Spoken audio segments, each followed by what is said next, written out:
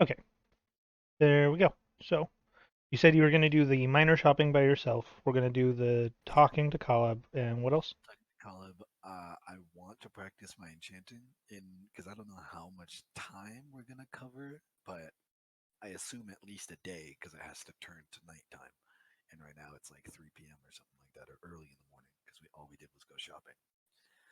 Um, so I want to try enchanting a couple of times and try infusing a couple of times. Yeah, I can definitely see to letting the enchanting is going to make sense. The imbuing process is going to be significantly harder as you don't really have any. Yeah, no, I understand that since I don't, that's not even like a practice that you could read a book to say, oh, you can try something like this to get started. It's gonna have to be like a discovery thing or a high roll thing for me. I just want to try it to Yeah, see what happens, okay, fair enough. and that's all gonna be in between reading because obviously I need Yorglot to know what I know. So Okay. right now he is in the library. Um, I know Aries was coming to meet him, but if you want to go over that stuff once we have everybody on Tuesday, um, he's probably going to read his books. What time of day is it? When I got done shopping, when your Yorglot got done shopping. It was around early afternoon, like 12:15-ish when you finished, and she would have been heading towards you at around 3. Okay, so then he'll read. Yeah, he'll read until she comes, and then there'll be that interaction. Uh, Okay. Um, this is going to potentially, well, this will matter. okay, She is likely going to try to aid Yorglot in this, in his reading, but okay. it would require Yorglot's cooperation, and I don't know uh, The interaction would go. how the interaction will go, as well as whether it's just going to be purely aiding him or whether there's also going to be a like something else involved. So, for the sake of it, we'll say your reading either took you for cover to cover on both of those books. I think I was saying it was going to take you like 2 days to cover both of them. Yeah. It would either take you those 2 days or it would be halved, depending on if you That's accepted that help. yeah. She was telling me about the potion because I was reading when she was doing her shopping. Um. Okay. Then for the time that the like 3 hours that I have that she is not there, I'm reading the alien text Okay. for those 3 hours, and however much I can decipher in that 3 hours. I know I already have. I think I had one page deciphered, right? Or like one paragraph, something like that. Yeah, you had a paragraph of it deciphered, or what you thought to be deciphered. Yeah, The problem with really complicated ciphers is they might have multiple correct results, and you would need to compare it to the rest of the book. But you think you have it making sense right now. Like that that's right. paragraph And turned into a legible paragraph that would make sense, but you don't know if applying that cipher to the rest of the book is going to continue legible results. okay, and I remember I asked him for a piece of paper to start copying it down. Correct. So whatever it says, I have copied down for the first paragraph. So whatever I can get done deciphering, whether it's the same cipher or a different one, for however much I can do for the next 3 hours. Okay. Um, there'd be a couple different ways Yorglot would understand on how to go about this with his magical teachings for Okay. breaking ciphers. He could continue to just assume that that cipher is correct and just go to the next paragraph and just keep going with it. Or he can go with this assumed correct cipher and just like do random snippets from around the book and make sure that all of his cipher is still working. To test run it.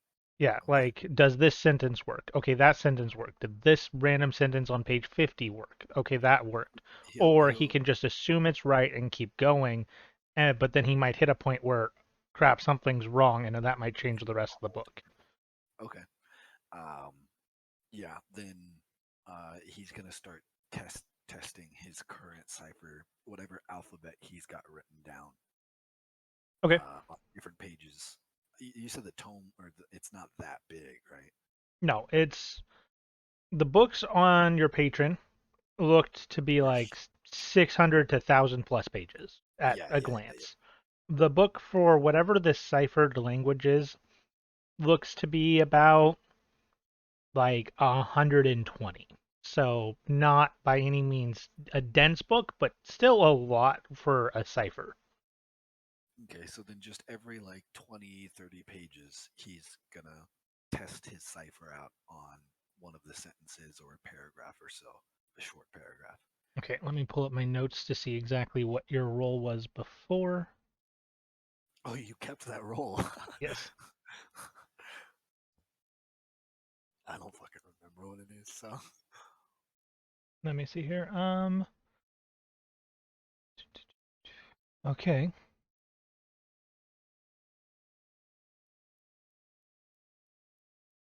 Yeah, the roll was high enough. The cipher continues to function throughout the book. So after, I would say, the first 2 hours of testing on random passages, you now feel very confident that you have a working cipher for this book.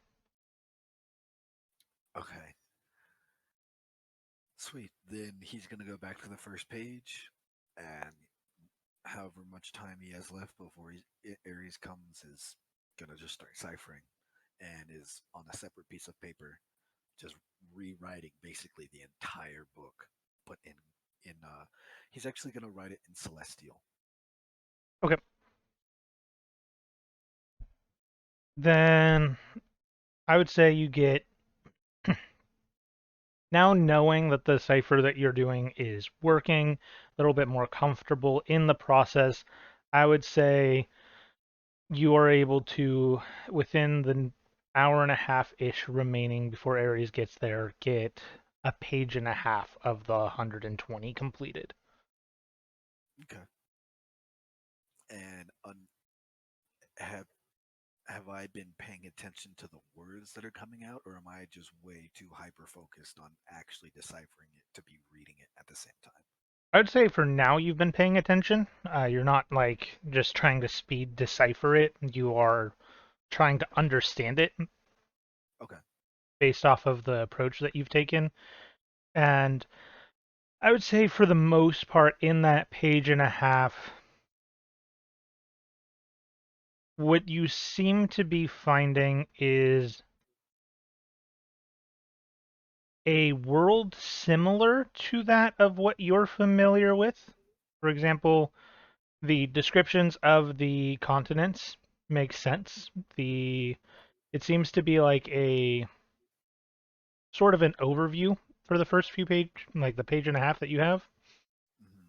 and it's talking about like mountainous ranges, deserts.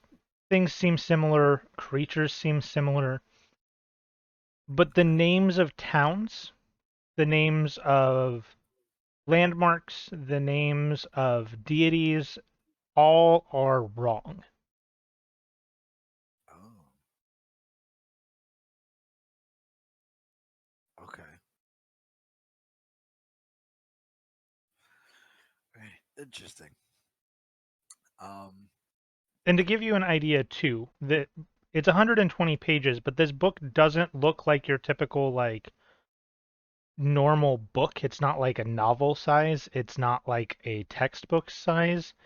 It's more of like large stone tablet sized pages.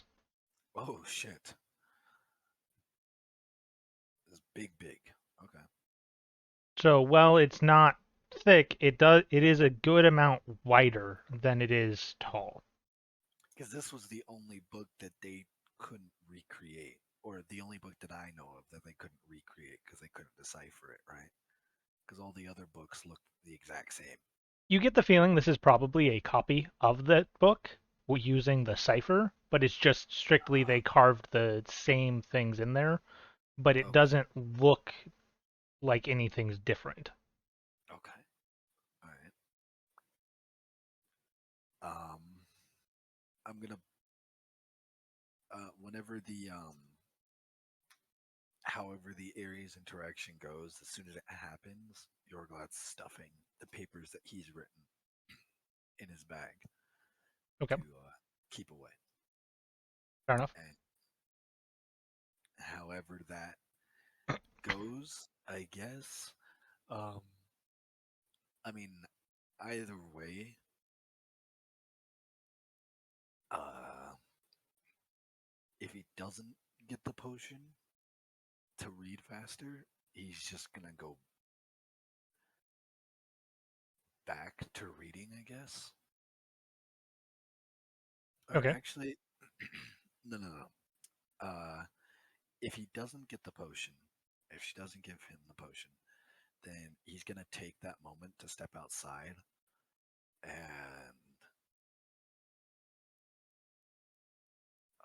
I don't even know where he would practice that. Are there places in town that allow like apprentices to learn how to do skills like crafting or enchanting or stuff like that? Or would you have to go like back to the inn to your rooms and stuff like that?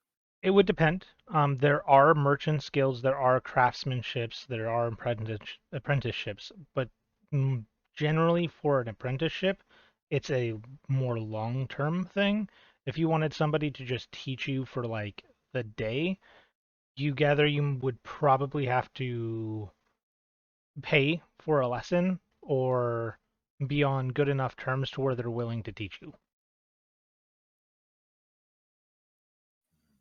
Okay. Especially Uh, for enchanting. Like there might be some open forges or something that you could get, but enchanting's a very niche. yeah, and people tend to keep their enchantments to themselves. I got you. Okay.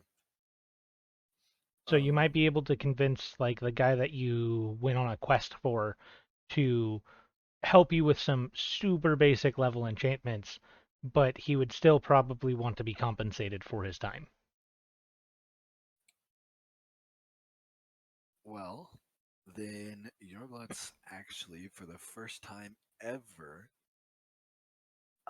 he's going to seek out uh, the big boy enchanter that he has never gone to or met at all. Okay. I assume he knows where it is roughly, It's just from the extraordinarily direction. close to the library, as the library is in like the Sultan's palace, and the Enchanter is Okay. at the front stairs. So like the Sultan's palace is up on a little bit of a hill. Straight down those stairs, like directly to the left, is the Sultan's Yeah, that's Enchanter. right. I remember because I remember Ares and Balzor running in there, and I just walked right past them straight to the library, Yep. ignoring them. Okay, then yeah, he's gonna walk in there. All right. This is obviously assuming I don't get the potion. If I do, I guess that's quicker to do. If I do get the potion, I'm gonna read for the 12 hours straight, Mm-hmm. um, but reading the Gorlog books. So if I get the potion, I'm completing one of the Gorlog books Okay. completely. So then, how about we do this? We'll do the interaction with that Enchanter off of the premise of whenever you get to wanting to do enchanting, that was your goal. Was you'd go talk to this person. Okay. That way, regardless of the interaction, it doesn't change anything that's happened here. So you get the potion, Okay. the Okay. reading happens first. You don't, then the enchanting happens first. But either way, when you get to doing enchanting, you seek this person out. Yeah. Yeah. I do. So, um, All right. so we're starting out at 3 a.m. now, right? This For would be 12 hours. assuming right now.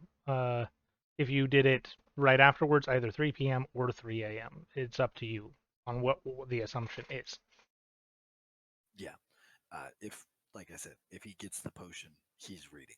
Like enchanting is the second compared to the reading. I So find it very likely you will get the potion.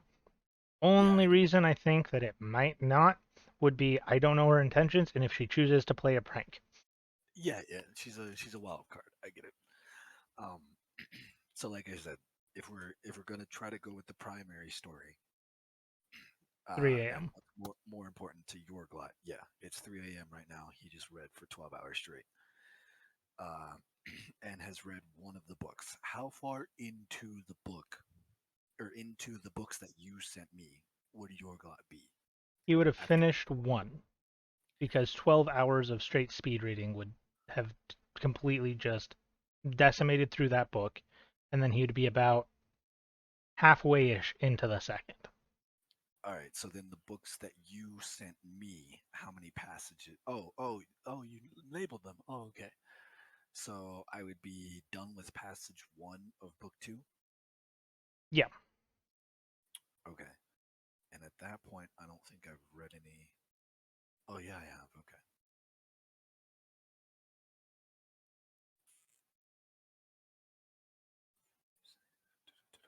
Sorry, I'm just figuring out where everything Caleb is to see. Caleb, sorry.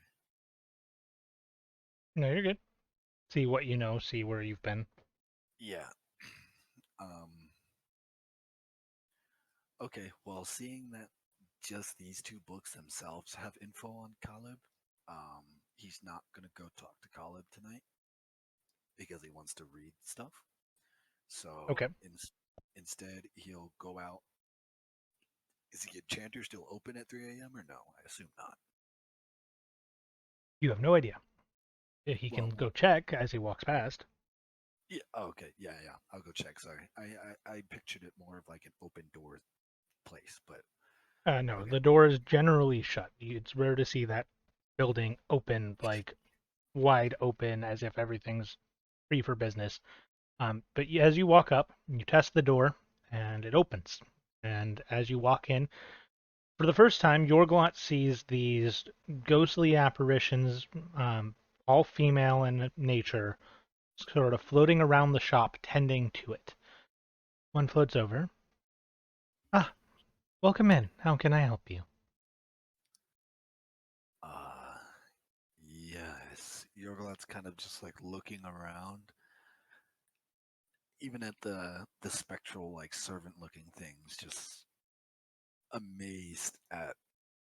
Even though he doesn't have detect magic on, can he probably sense the amount of magic in this room and how strong it is? Even without detect magic on, some of the enchantments have a visual like glow to them regardless. So you can Holy actually shit. just see the magic on items. Not all of them, but some. Yeah. And it is very reasonable to assume everything else here is magical.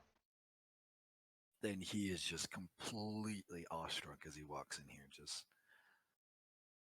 almost to the point where he doesn't hear what the spectral being says, and he quickly like, sorry, yeah, I was told by some comrades of mine that a very powerful enchanter worked here.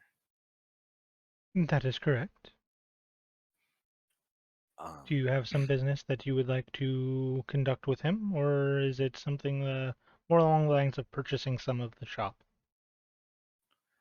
uh, uh, business, please. May I know the nature of the business?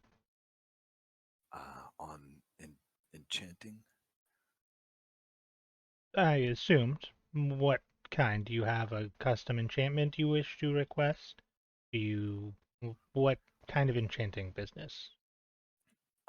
Actually, I was. I know this sounds a bit foolish, but I was wanting to see if maybe I could get a couple of tips or uh, a lesson on enchanting. I'm just starting to learn it myself. In that particular case, give me a moment. I will go get the enchanter. Uh, he likes to conduct the transactions regarding teaching himself, as each person he assesses their worth and assigns what he thinks a good value to them would be. So I will be right back. If you don't mind just waiting here for a moment, you can look around if you wish. But if he is free, maybe 5 to 10 minutes, we'll be back out. Of course. Thank you very much. She Uh, sort of floats off towards the back, and she doesn't even open the door like she did earlier for your party. In the evening, she just kind of floats through it and goes into the other room. do they all look like the same spectral, or do they have different features? They all look individual. They look like different women, different people, and different races, to be exact. Holy shit. Okay. Then for like the 5 or 10 minutes, he's just like a kid in a candy shop, but trying to keep himself composed, just looking at everything, but trying not to seem like a child. You do hear a couple sort of giggles from the female employees, the ghosts, as they're kind of enjoying watching the extremely excited but trying to hide it. And Yeah. like they get it because you get the feeling that a lot of people's first time in here is probably very similar, if not more Yeah. pronounced than what you're doing. He's like, like putting his robe, fixing his robe and stuff when they giggle at him and just like trying to hide his face and stuff. Fair enough. About 7.5 total minutes go by. You haven't had any notice of whether they're coming out yet. 10 minutes go by. That ghost has not yet returned. 15, and she comes back. Apologies, I didn't mean to take so long. He is currently just finishing up an enchantment, but he said he will be right out. Is there anything I can do in the meantime? Um, well, first, thank you for getting him. I'm sure you guys must be busy, and he's kind of looking at the others at what they're doing. Have they just been like putting stuff up, or are they like cleaning the objects, or It seems less than cleaning the objects. It seems they're more possessing objects for a period of time, and after possessing them, the objects become clean. uh, cleaning the place? Um, but It's a very unusual sight as you watch them like yeah, merge into, for example, a backpack. The backpack floats, and then the backpack looks good as new. yeah, I don't even think Yorglot's seen anything like that, and so he's just kind of looking at them like, what the fuck? uh, but I guess while I'm here and we're waiting, even though I have a feeling this stuff is quite pricey, do you have items in the low price range of divination or necromancy? Low price range. Now, do you mean low price range for an average person? Low price range for person of Um, power? Low price range? What do you it's define as low price? well, I just feel low price range in here is probably around my price range. Uh, about a noble's worth of price, maybe a little bit less than that. Not necessarily commoner. I see. Um, we I do don't know. have in Sorry, go ahead. divination, you said. Divination or necromancy? Yes. Necromancy, divination. Lots of the lower priced items that the enchanter makes is focused around illusion magic, as nobles tend to have a interest in glamour and things of that nature. Yeah. But let me see. We might have a deck of cards that he has enchanted. Oh, shit. Uh, all right. Um, I'm. I didn't mean to misinform. I'm not actually a noble myself. More of a adventure, get my hands dirty type. Would these cards help me in that sort of way? It all depends on how you use them, I suppose. They don't really function like a playing card deck. They're more of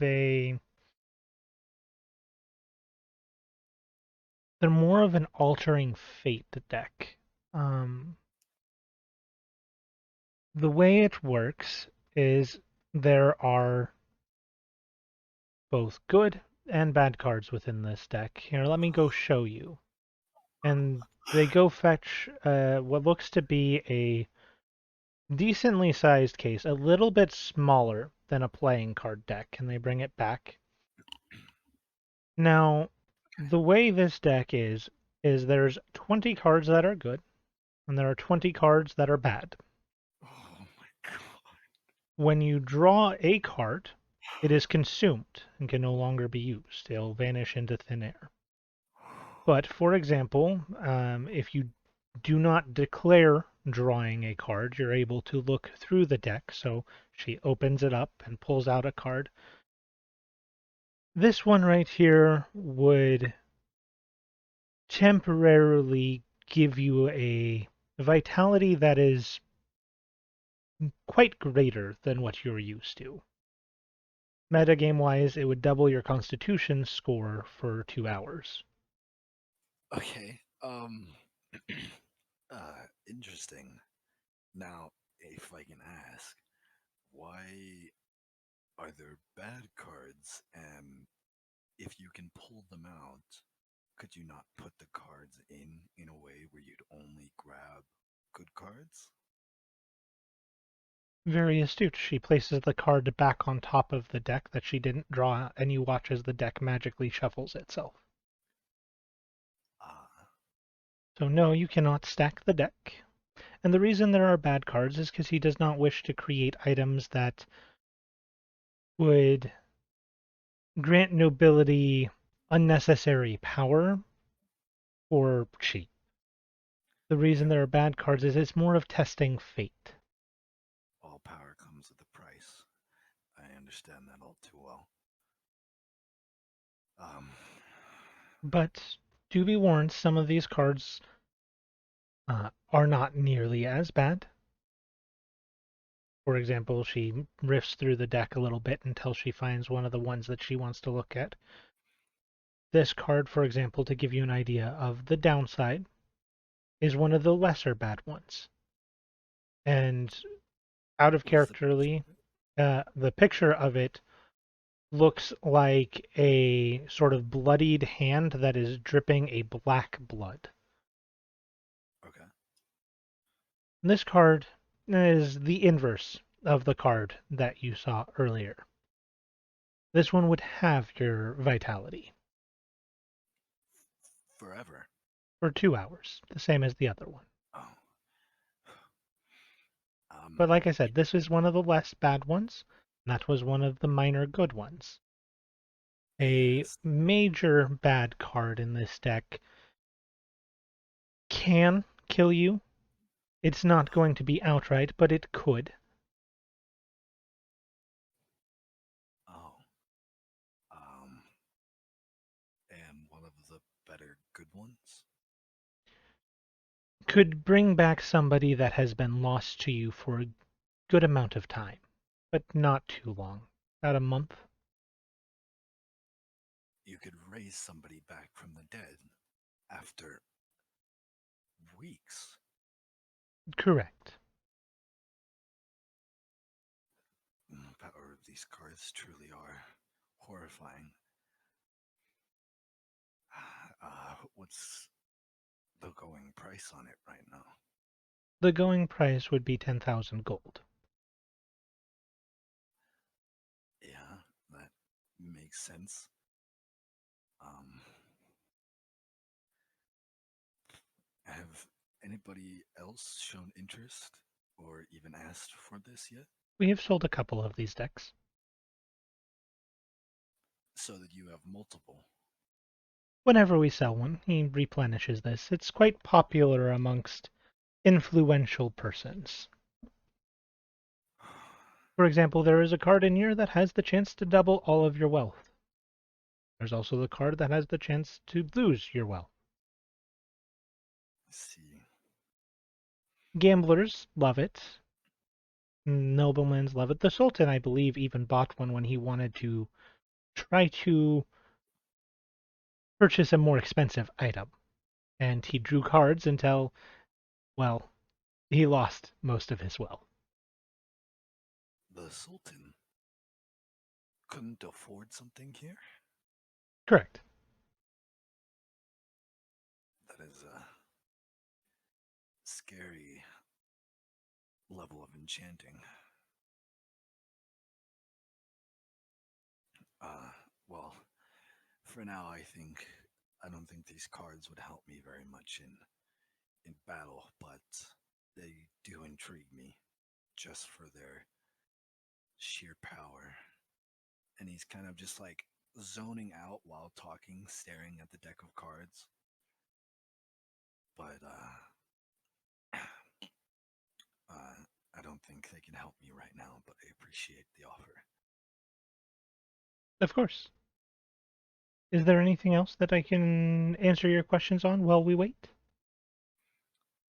Uh, well, I guess it's okay if it's a little pricier as long as it doesn't go over what those cards costed. But like I said, anything divination or necromancy that could help me in battle more than anything. Well, these cards use divination. They are minor blessings that he has unwillingly wrested from the deity's control. Oh, uh,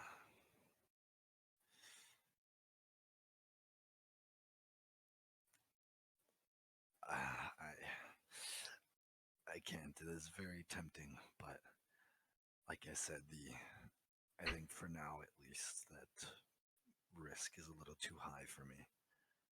Fair enough. Let me see then. How about we look for something more on the necromantic side? I suppose that wouldn't be too expensive. It is a situational enchantment, but it can be placed onto, for example, a loaf of bread, an apple, something consumable of your choosing, really. The food would never spoil, and the person who consumes the food's, well, being would belong to you after death. After they die, as long as they consumed this food, Correct. they would raise No, as. they wouldn't raise. Um, it would be more akin to a lesser version of myself.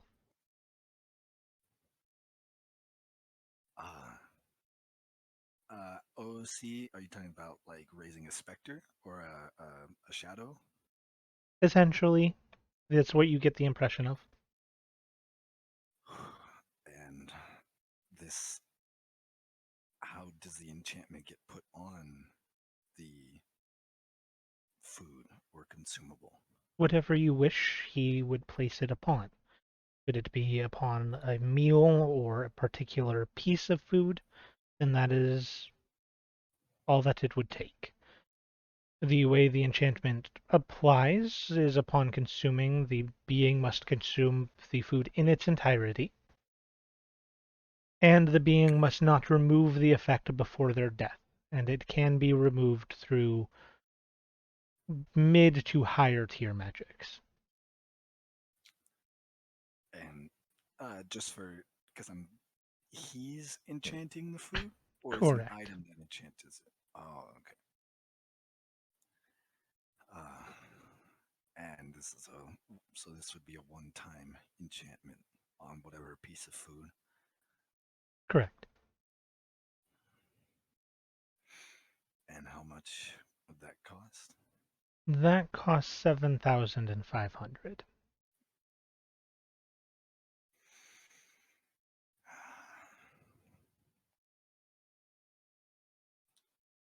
It does intrigue me a lot, but um,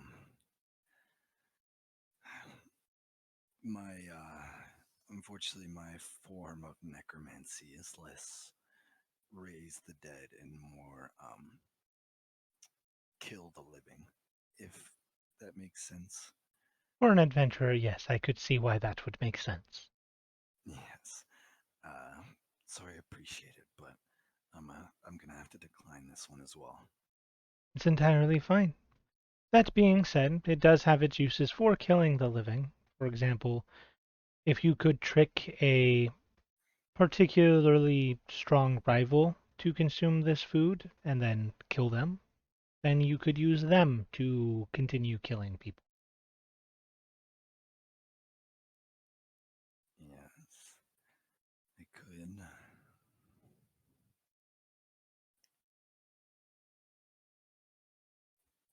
But I still think I can't take it. I don't see myself up in front of the faces of my enemies much. I'm more of a long range fighter.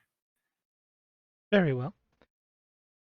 I'm sure that he would be willing to take a commission if there was an idea that you had, but these are the items that he has within a lower price range right now. Of course, I appreciate it. And if anything comes to mind, this will definitely be the first place I check. But I have a feeling the enchanting business is the only one I'll probably be conducting for now.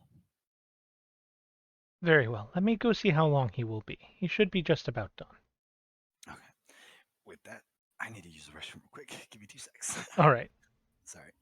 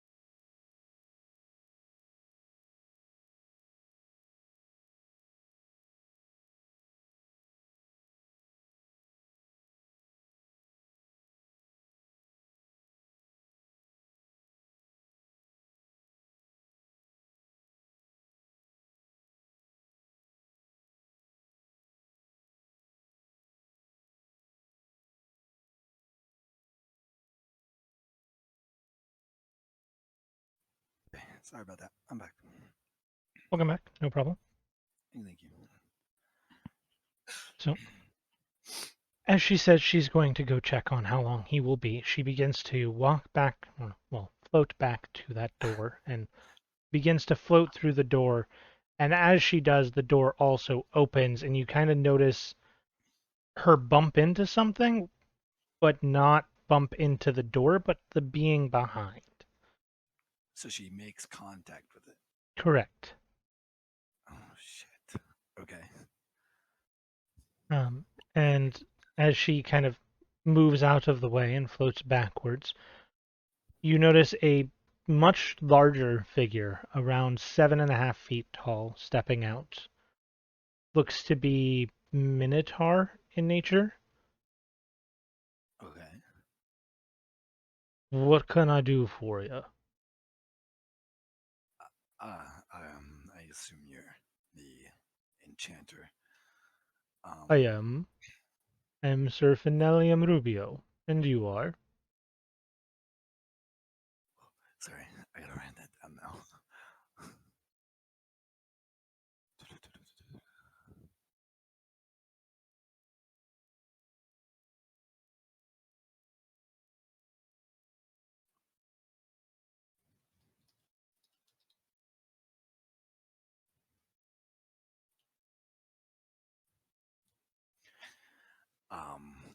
My name is Yorglot Grimwald.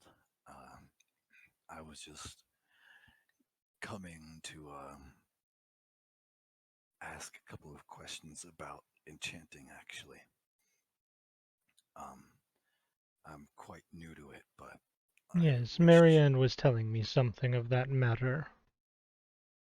yeah, I just was looking for somebody to help me, seeing as I have a couple of books, but they're either too high level for me to where I don't understand or not helpful much at all. I see.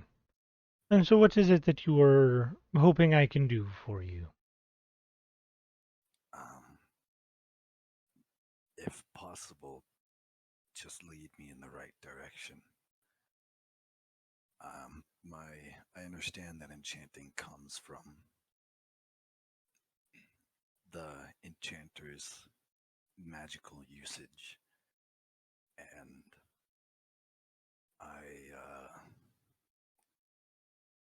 I don't tend to use magic like most people do. So I was seeking aid.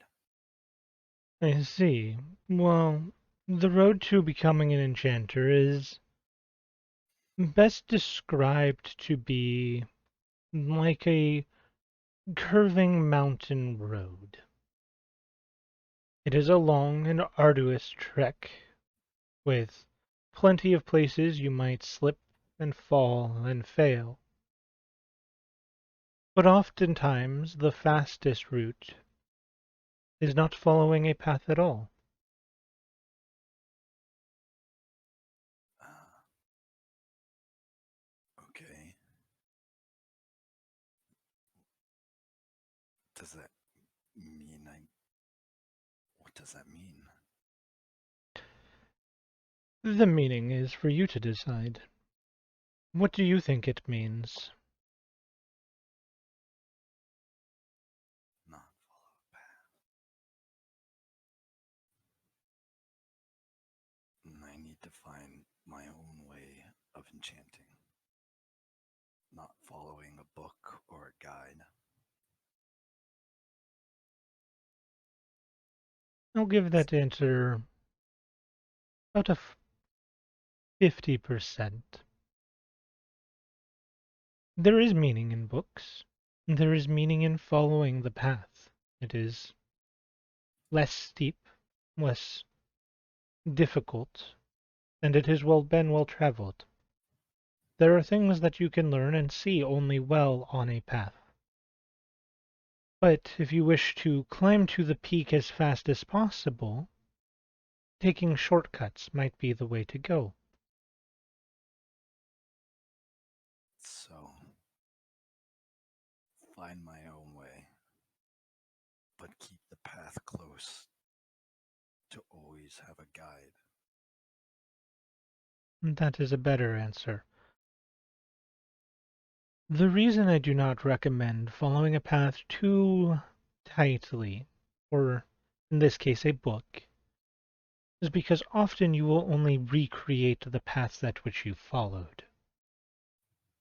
It's only really by attempting the climb ourselves and failing that we learn where we are able to travel the best. Sure, you might waste a lot of gold in the process of learning, but you will understand the process better than anybody who's simply read the books and emulated what they learned. These books will teach you that you can imbue them by scribing spells into them as one would write spells into a spell book. That is great, but that is not the only way you can enchant something. Enchanting can also mean blessing. For example, a cleric's amulet could be blessed and thus become enchanted. But that again is not the only means. And most books and guides that you will find might teach you one or two of these methods, but they will not teach you all. It's up for you to decide what methods you wish to use and potentially create your own.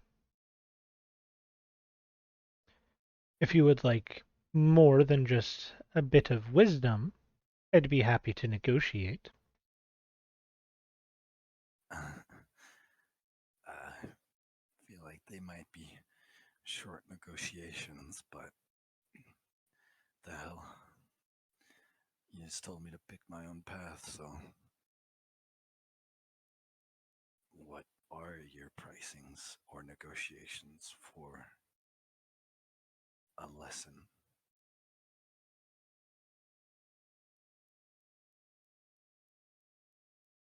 For a lesson, it wouldn't be so much of a lesson as a test to begin with. I would wish to see what you are capable of. If you seem to possess the potential to become great, then a lesson would be potentially the cost of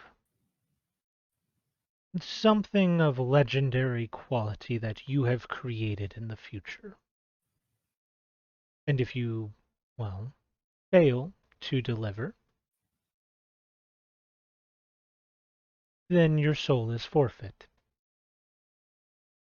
As soon as he says that, Yorglot looks around at the ghosts. They shake their heads. We are willing. So, it's payment in the future if I mount up to your expectations. Correct. The reason it's payment in the future is because, let's be real, somebody that is asking for lessons likely has nothing that I could need in enchanting. This is very true. See, your wisdom knows no bounds as well as your enchanting skills. Then I can at least take the test, see if I'm worth your time. Very well. Then shall we begin right now? Uh, yes. Do you need me to pull out my No, no. kit? You'll be using my materials. Oh, okay. Um, I'm very thankful. It's partly to test your wit as well. A lot of people assume that the material makes the enchantment, and a lot of people assume that the enchanter makes the enchantment. I want to see what you choose. Now follow me. He opens the door behind him, and with him two ghosts follow, and he waits for you on the other side of the door. I make my way around the counter and through the door. As you walk through the door, it appears pitch black at first, before he snaps his fingers and just a green flame appears in his hand to light the way. It looks like a long hallway, almost endless in length, and he begins walking, kind of ever so often glancing behind to make sure you're still following. Yeah, I'm just following him, looking around the hallway to see any. If it seems endless, just if it's different in any way, or brick, or concrete, or wood. After about 2.5 minutes, he stops walking. You notice him cast some form of magic, and you watch as the ground beneath you just begins to lower, as if the floor has become an elevator. Oh, And you begin lowering, and you spend about 3 minutes lowering before you wind up in a room. It's about 50 feet wide and 50 feet long. Within this room, you see a table in the center. On this table, you see multiple scrolls. Around the room, you see on the left side a wall of weapons. On the right side, you see a wall of armor. On this left side, one thing does catch your attention. Runine's Great Hammer. is up on the walls. Correct. Uh, The wall to your back seems to have gems, ores, precious metals, bits and pieces of potentially creatures, eyes, fangs, talons, wings, so on and so forth. And the wall in front of you, behind the table, you seem to see what appears to be a number of ornamental trinkets that seem to be used to make an enchantment look as though it's a incredible item as well.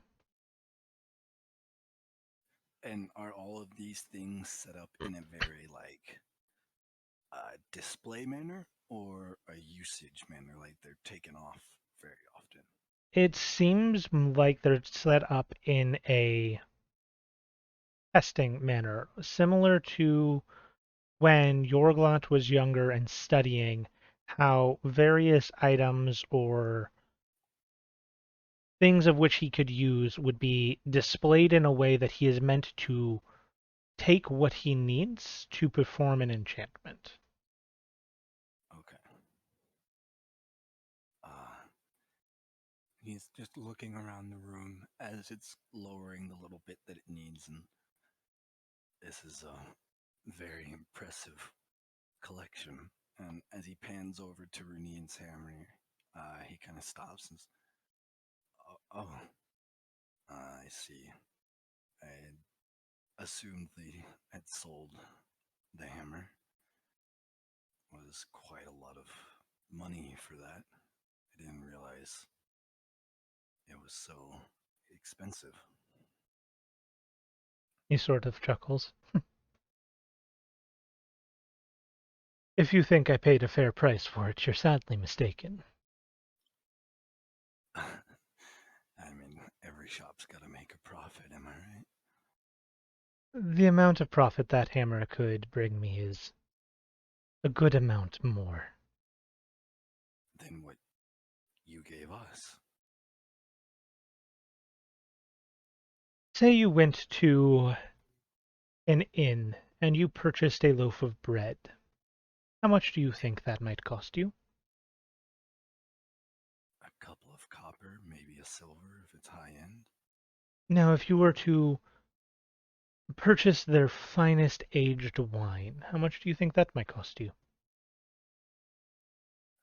Depending on the place, tens of gold, maybe even hundreds. That's a similar comparison to that hammer.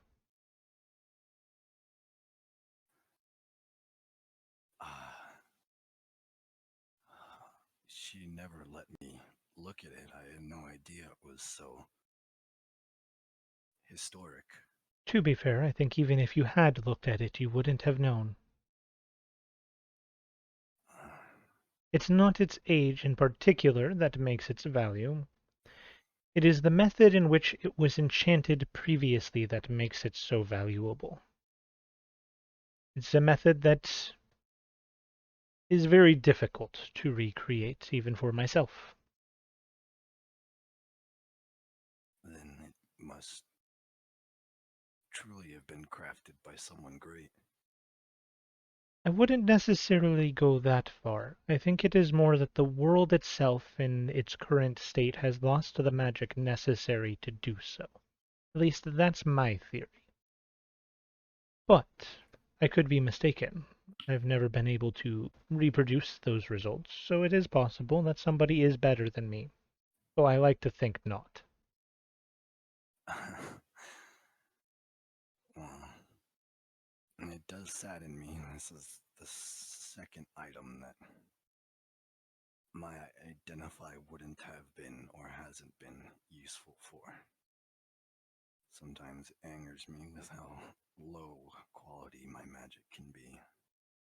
It's not so much that identify is, for example, low quality. That sometimes identify tells you exactly what the item might be, but without knowledge of what that item is, its meaning might be lost. For example, a sword could be enchanted to never grow dull.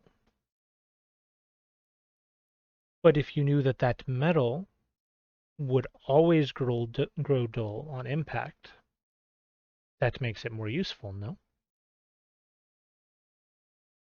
Yeah, I guess it would. The importance of magic is to use them as tools, but to not assume that what we know is the end-all and be-all of that item. There are many illusions that can be in place, or deceiving wards that can be put up to trick an average caster. So I recommend using your wit. That being said, here is your test. Using any of the materials that you find here, I want you to create the best item you think you could create. Anything that comes from my head. Anything. You can use any number of scrolls. You can use any number of materials on the walls. Okay, is there a time limit? No time limit, Then excuse me while I look at some of the items. of course. And um, first, Yorglot's going to go over to. That's the only thing in the room, right? Are the items you described? And the table that I described, yes, And on the table has the scrolls, right? correct. But it also looks like it has a section for tools and working. And I can use anything in this room. Anything?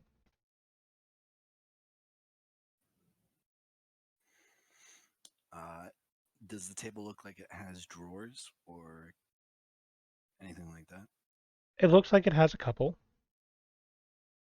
Then Yorglot's gonna walk over and open some of the drawers.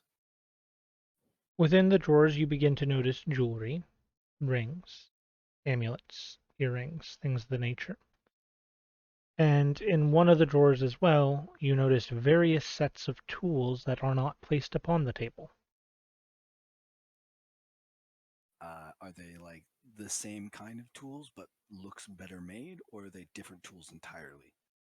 They look all to be similar tools to what you purchased earlier, all enchanters kits. Some of them seem to be made of different materials. Some made of precious metals, some made of what look to be valuable ores, but not precious. Others look to be crafted out of woods. They all seem magical in nature, but different. And Yorglot is going to whatever tools are on the desk right now, other than the scrolls, he's just gonna shove either to the side or if there's no space, just off the table entirely. And take whatever tools are in the drawer out and lay them down. The tools in the drawer, it looks like you could also even just remove the drawer from the table itself. And the tools on the table have enough space to where you can move them aside and not have any issues. Okay, then yeah, he moves them to the side, he pulls out the drawer.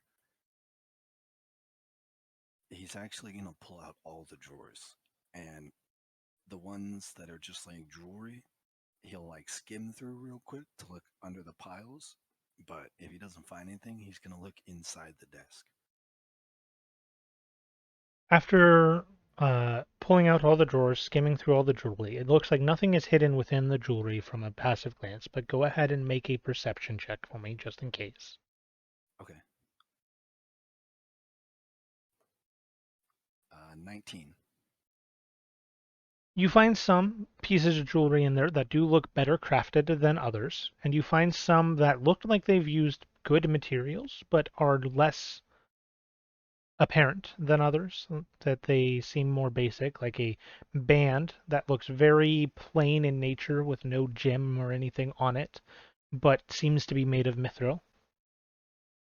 But you don't see anything like hidden. As you go and you look into the table itself and begin looking around, I do need you to make an investigation check. Okay. 15. You do not see anything apparent within the table. Okay. Um, then the jewelry that he found that looked very basic but was obvious. Would Yorglot know what mithril is or what it looked like? Or would he just be able to recognize, oh, this is definitely higher end material? I would say mithril he does recognize as mithril, because Okay. it's one of the more common expensive metals. And so when you're Okay. talking, I'm studying magic, mithril comes up a lot. Some of Okay. the other ones he does not.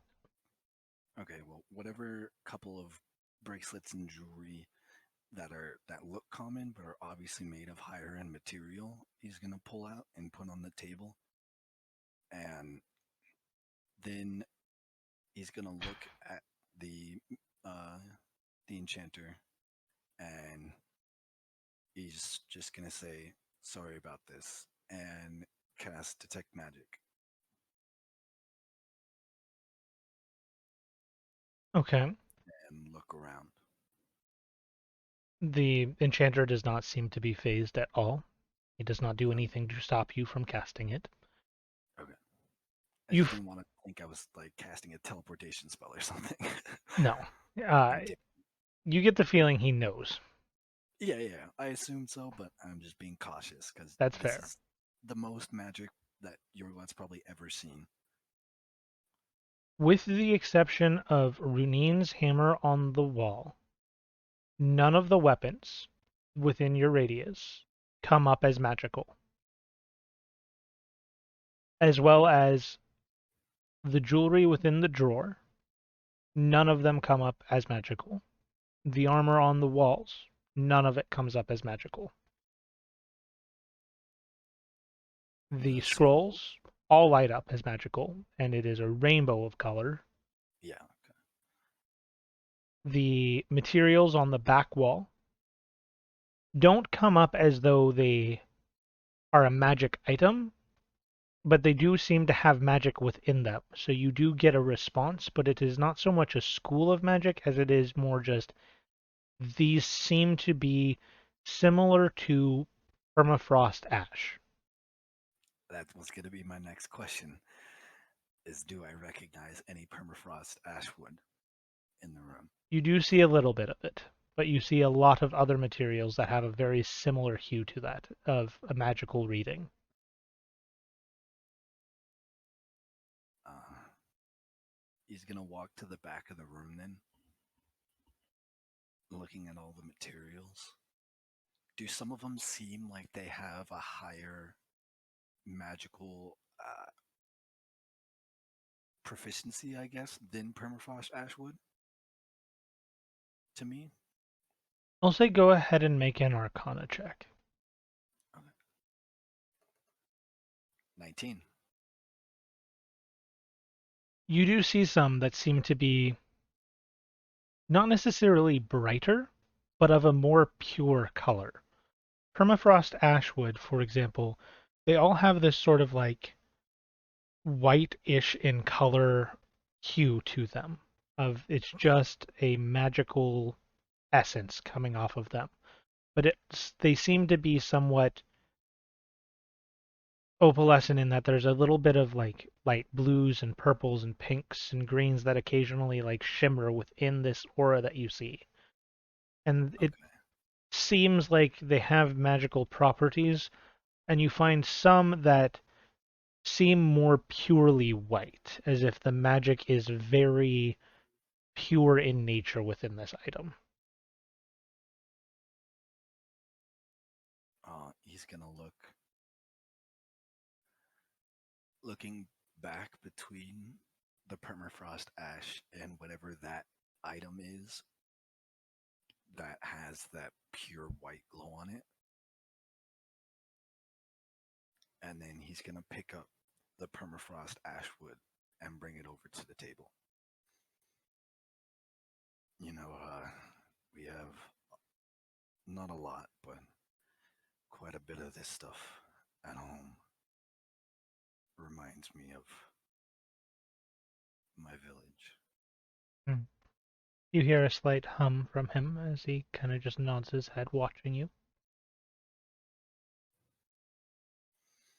And when I look at him, is there any colors coming off him? He seems to almost be a void of color, A void. a very stark artificial lack.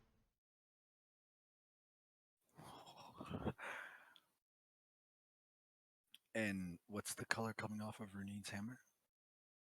Or I guess what school? Off of her hammer, you get the feeling that it is abjuration that is coming off of it, but it doesn't remind you of the schools that you have seen from other items.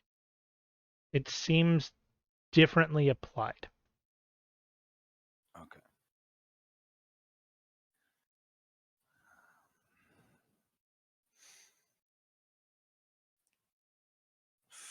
He's gonna Yorglot like closes his eyes, takes a big deep breath in, and he starts walking over to the guy, to the enchanter. Hmm. He's a minotaur, so he's like much taller than me, right? Correct. Okay. Which does He's stand in stark contrast to what you were told earlier Was I told that he was a when farrier? everyone was splitting the gold. Oh, I was told. I forgot. I thought I wasn't told, so No, I you were was like told. pretending. Okay. Um, I've got two questions really quick. Um, Of course. One doesn't really pertain to this, but um, my companions who came in here last saw a fairy who, for some reason, they thought was a pixie, but um, I won't question anything about it. But judging by the absence of any sort of magical signature coming off you, I assume you can change forms quite easily. And as I say that, I reach forward to to his where his arm would be. Does he have like a cloak on, or is he like uncloaked? He has like currently sort of like light armor on. It looks like maybe like a padded armor, sort of well tailored, fit to his body, sort of arcane in nature is what it appears to be. Okay, but yeah, I reach out to his arm, It makes contact.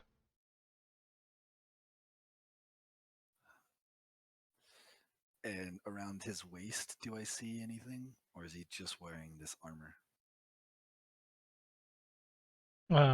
Do you mean like is he wearing pants? He has pants on, if that's what you're Yeah, asking. pants, but I mean like weapons, pouches. You see a very distinct lack of weaponry. So no weapons, but like pouches or bags, a Mm, backpack, nope. nothing. Uh, You sorry. said you had a question. Yes, my second question is Well, your first one wasn't really much of a question. my question got answered by touching you. I apologize. Um, but my other question was going to be, do you hold anything on you other than just this armor?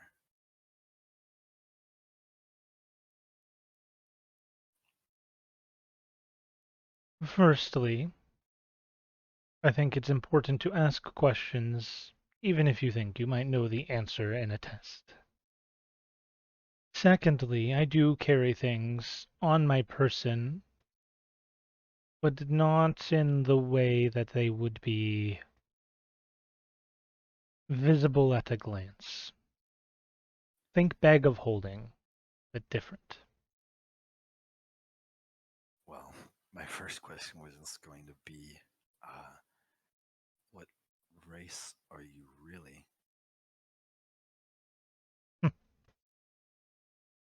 Who knows? I might have even lost track myself.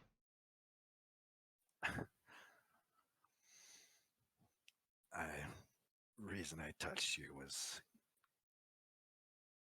a very childish endeavor, but I was seeing if you had maybe just used an illusionary effect, but in the back of my head, I knew someone as magically gifted as you, or trained, I should say, doesn't dabble in childish games like illusions. I do illusions. Um, However, the appearance that your friends saw, the appearance that you see now, this is not a spell of my own doing. This is a consequence of tampering with things I should not have tampered with. A consequence. I will be honest, I don't rightly remember what race I am. Ah, that's unfortunate. It is a part of my life. It's neither unfortunate nor a problem. Well, um, my second question then comes with a follow up.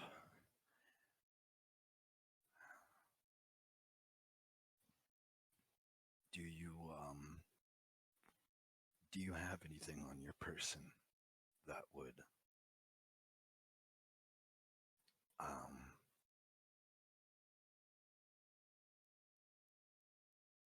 aid me in the sense of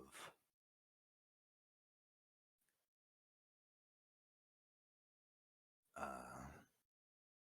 something that comes from the calamity from far back? Go ahead and make a persuasion check. Okay.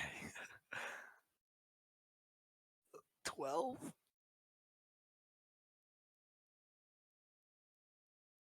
Hmm, I do. And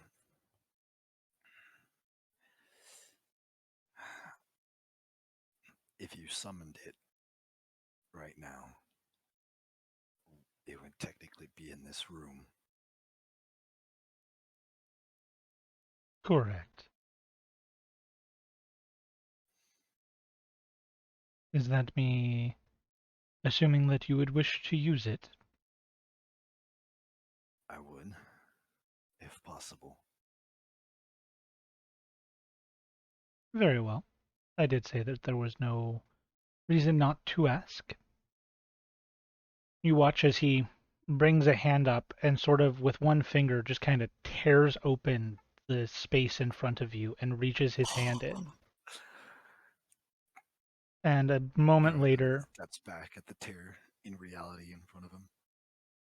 he pulls out what looks to be a small cage, and within it a bird, alive, that appears to be made out of nothing except for an arcane wind. Wait, the bird is what? Sorry, say that again? Made out of nothing but an arcane wind. Huh. Does it have a magical signature coming off of it at all? It seems to be elemental magic, specifically from evocation in just its purest form. If I were to guess, mm, is this the storm calamity? Something that old is quite impressive.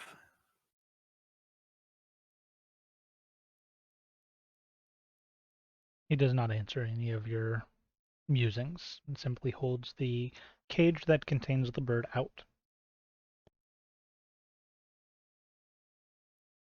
Um, if I can ask two more, the other two.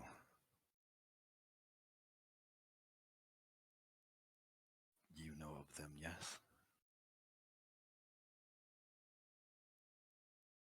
He nods.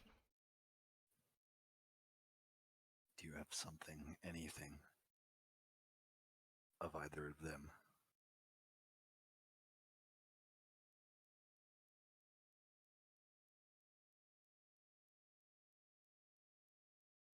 He takes a moment, puts the bird that's in the cage back,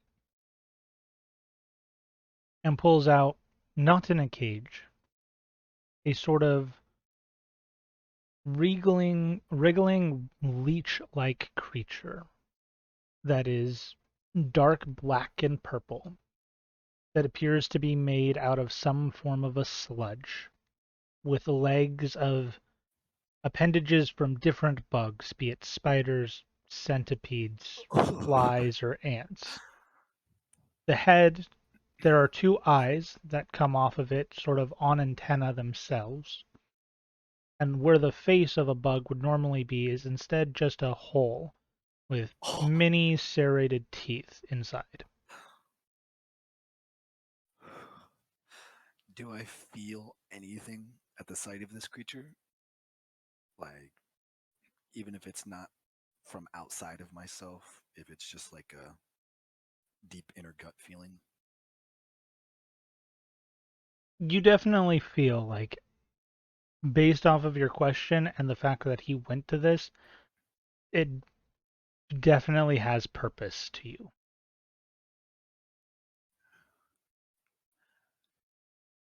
I Is it big enough that it can fit in one hand, or does it need two hands for me? You would be able to hold it in one hand, and it appears he's holding it by the tail currently so that it can't latch onto him. Okay.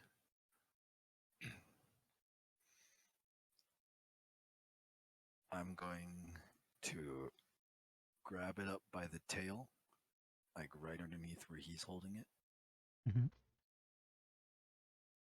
and bring it over to the table. Uh, I'm gonna empty one of the drawers. I'm just gonna pour it into another drawer and lay the thing on the table and quickly put the drawer over it. Does it like shake or wriggle or hit the box at all? The drawer, once you have covered it, It does seem like it is trying to move around, and in the second that you were flipping it, it seemed to want to dart towards you. Okay. I just hold that down with one hand. And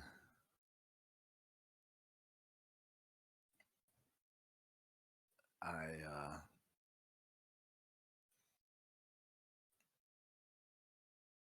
I put some of the I put like a whole other drawer that had the other drawer that has all the jewelry on top of that drawer to hold it.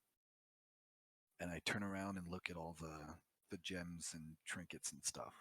None of them are glowing with any arcane, right? Or The are they? jewelry that was in the drawers, no. Everything on that wall of materials, yes. The ornate things that are meant to, like, just make the item look better and more marketable, no. Okay. Are there like wands or anything in here, or staffs, or is it strictly just weapons? Strictly weapons, you get the feeling that if he was to make a wand, he would be making it out of the woods that are on the wall in the back. Okay. Then,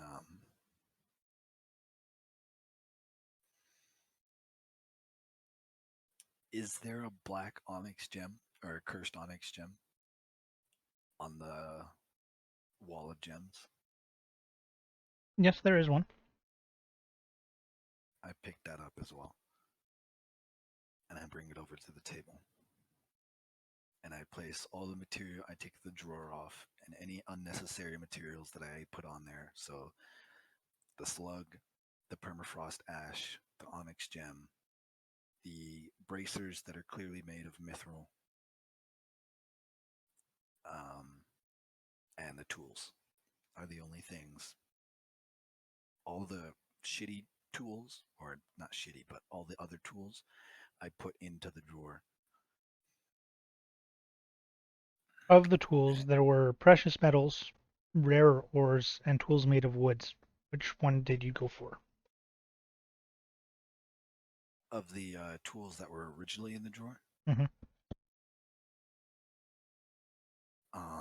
did I recognize any of the metals or woods? Or just Yeah, made? they seem like gold, silver, platinum, ash, oak. They don't seem like enchanted materials. They seem just like different quality regular materials. Okay. And there's no magical signature coming off the tools. They're There's just magic made. coming off of the tools. Oh, there is. Is there like a whole set of tools made out of each different material? Correct. Or, okay. What is coming off the wood tools? Hmm. Off Anything of the bright? wood tools, you get a very distinct, sorry, hiccups, Oh, you're good. enchantment school Enchantment school. Okay. Is that the same for all of them, or are they different? off of precious metals. You get a divination sense, and off of Okay. the ores, you're getting a sense of evocation and abjuration. You're good.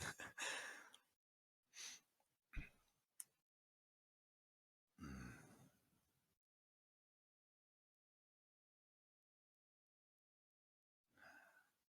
But none of them are giving.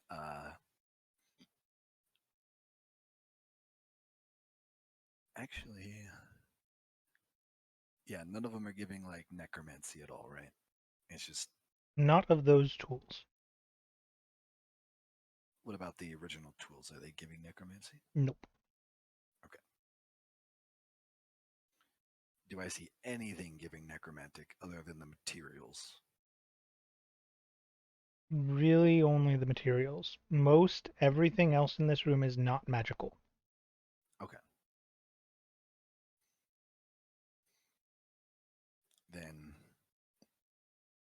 I'm gonna take one of the tools from the evocation and abjuration and I'm gonna spend time and use identify, but I'm using identify, and the entire time that I'm ritually casting this, I'm 100% focused on anything acidic or poison. When identify completes, the tool for abjuration comes back, and you gather the effects of this tool are that it would aid increasing defensive properties of the enchantment. Evocation, you gather, increases the offensive properties of the enchantment. And then divination and enchantment, Are I you believe. identifying those as well? Yeah. And like I said, the entire time I'm just On divination, you gather that it increases the chance of anointing or blessing an item. And off of enchantment, you gather it helps hide the purpose of an item.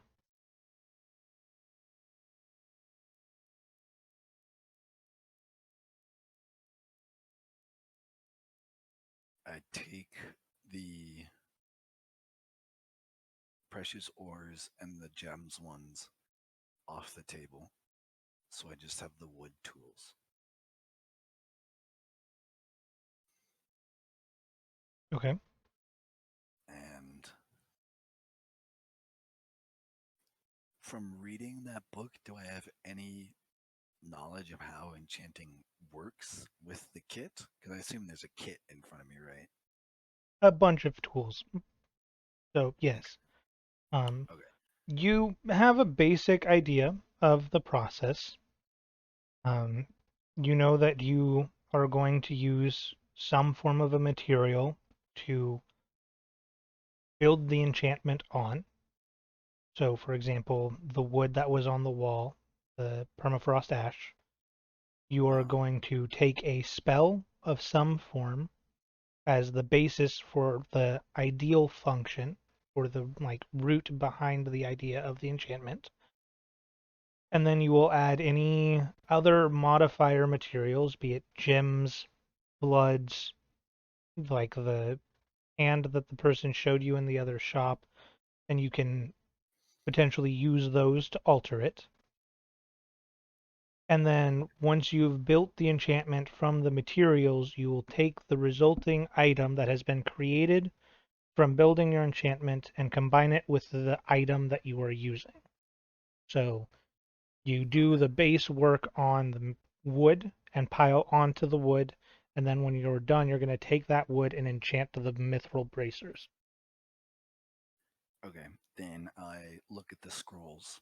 Do I need to identify scrolls or can I read them just to see what spell they are? As long as you do not read them out loud, you can just read them. Okay. I read them all in my head. I don't say any of them out All of them appear to be 4th to 5th level spell scrolls. loud. Okay. For simplicity's sake, I'm looking at divination and necromancy scrolls. Okay. You choose between the tiers, though, or are you reading both 4th and 5th level spells? Both fourth and fifth. Is it just any fourth and fifth level spells from? Yes, it is every single 4th and 5th level spell within the traditional book. Oh shit. Okay. Traditional book. All right. Thank you. Um.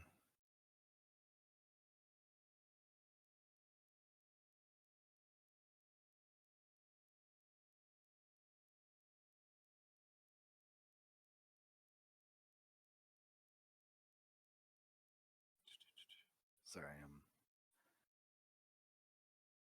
No, you're good. Advanced filters.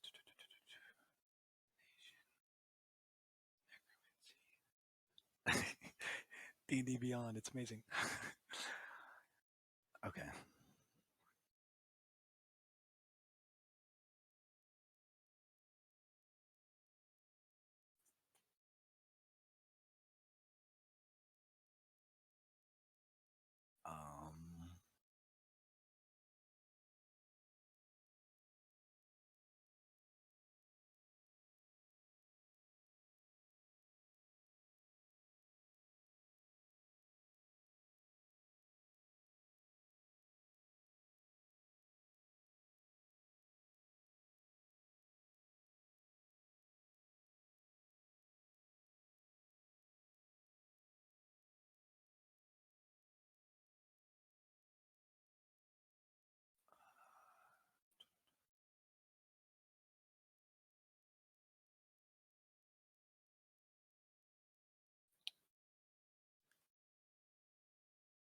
Okay. Yorglot picks up the 5th level spell, Enervation. All right. Spell scroll, sorry. And walks over to the front side of the kit. And now, with all of his materials, he closes his eyes again. Starts getting really in rhythm with his breathing. And his only thought process the entire time is thinking about his patron. And is just thinking to himself, give me power. I will use these. A creature of old.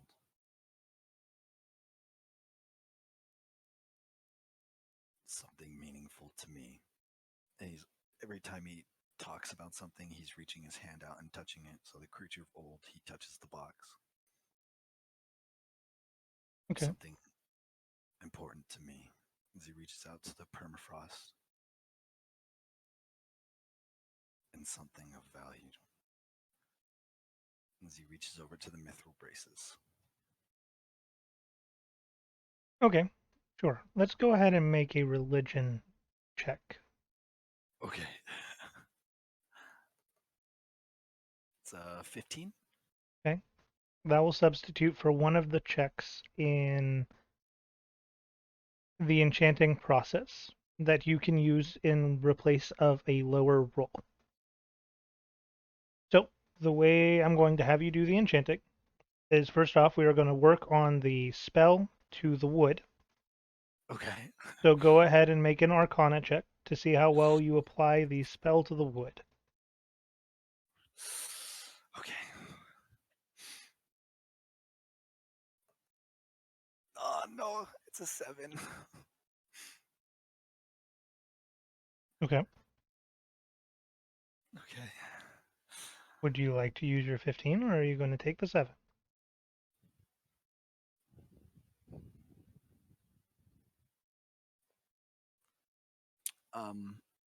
Run me through the 3 steps again. Sorry. So there's So, the placing the spell on the material. correct. And then it is modifying the material with the other modifiers that you have, so the bleach, the gem, etc. And then it Okay. is the applying of the finished result to the item. Okay.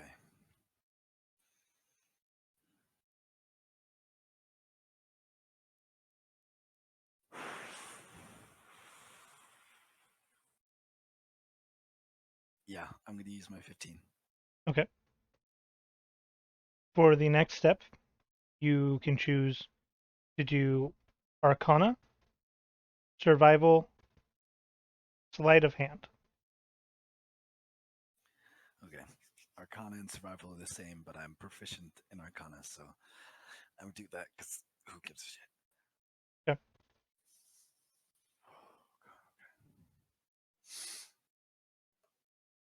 Yes! Oh, that's 20. Not natural, but it's 20. Okay. As you finish the preparation for the enchantment, you watched as you applied the spell to the permafrost ashwood.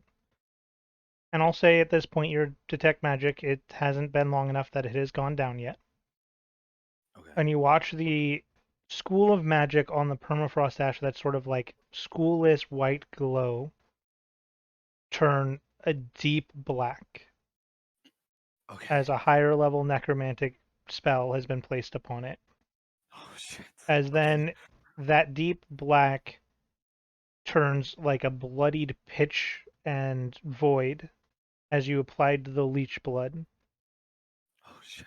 Okay. And then the gem. and it is now to a point where you feel it is prepared to be applied to the bracers. Okay. And specifically, just to, of the effects of the tools, did you choose the evocation, the abjuration? I think you chose the divination, correct? I chose the wooden tools, which oh was did each tool like each type of tool set have a different one? So Correct. like the woods had one that was enchantment, one that was divination, one that oh I thought all the wood ones were enchantment. All the oh my bad. Um yes. Yes, I'm gonna use the divination tool. Okay. So you have the divination tools, and you at this point feel that you are prepared to apply the item with the enchantment. So for the last step, you can choose whether you want to make a roll with your Arcana check or your spellcasting modifier. Spellcasting modifier. So I would roll and then add my spellcasting modifier to it. Correct. Yeah, I'm gonna do my spellcasting modifier. Okay. So I'll roll a d20.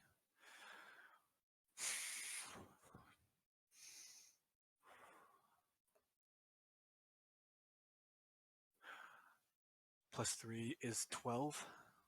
I rolled a 9, plus 3 for my modifier. Okay. As you are applying the enchantment, you watch as the magic from the permafrost ash begins to flow through the tools and through your hands into these bracers. And some of the magic sort of sparks off and is lost. Some of it kind of flows and it hits the table instead of the item. Some of it maybe goes up your arm, but a good portion of it makes it to the bracers. But you do feel like there was some waste there. Okay. And with that, the item gradually begins to become more and more necromantic as you look at this item, and the bracers themselves begin to turn a sort of blackish red as a sort of a design of like a vein of blood coils around the bracer and the rest of it turns black. So it's like completely like pitch black with like veins of red Correct. around them. Oh.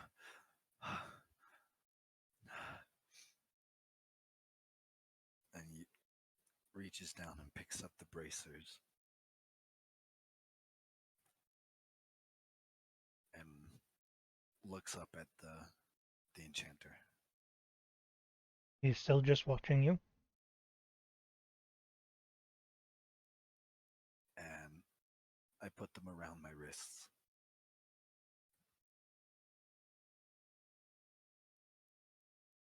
And I guess I'll use identify on them. Okay.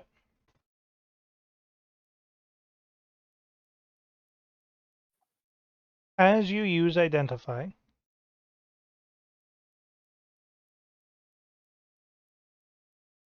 let me see.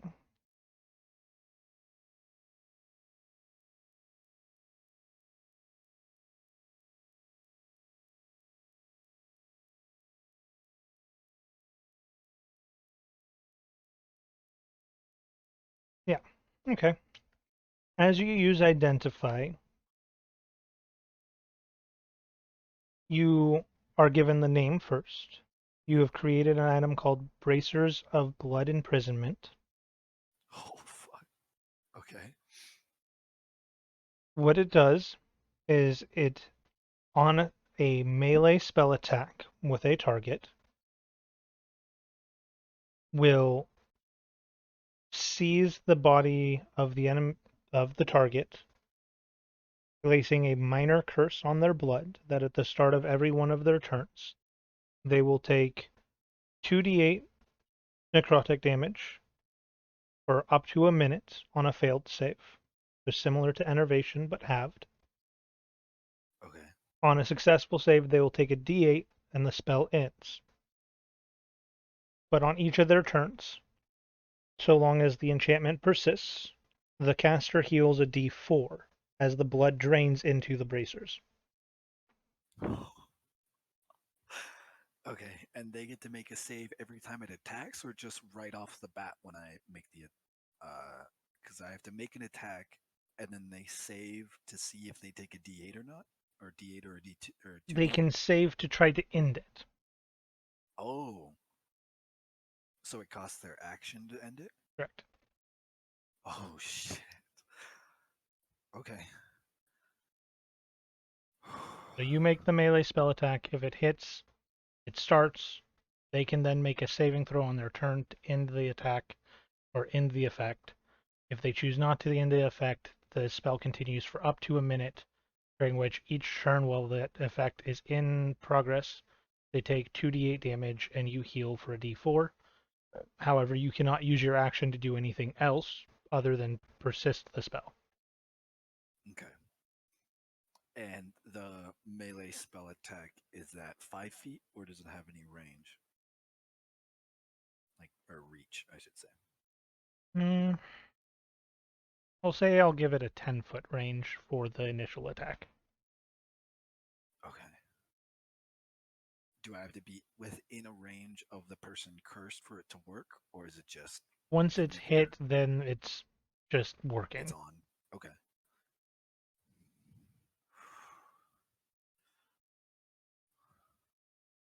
I I think I did it. They definitely hold somewhat of what I imagined.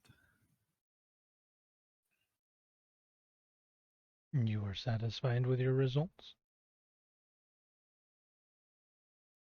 I mean, for my first time, yeah. Very well. Yorglot kind of has like a small smirk on his face. May I see them?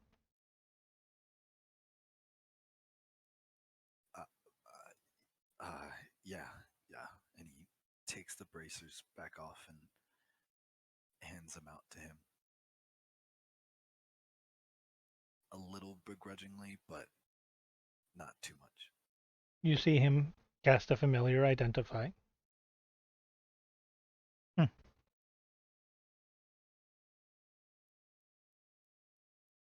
A bit of a waste of material, but all around a very respectable first attempt.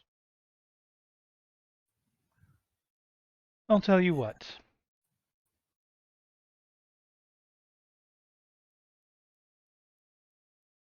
I will teach you a little bit before you leave town. So whenever is convenient for you, you may return. You'll need about 4 hours of your time to learn. In Okay. return, I would like it that when you get to the point of being able to surpass this item, that you contact me via a sending spell, and I will give you a ring that can do that once. Okay. Once you That's a have deal. contacted me, I will give you your next task.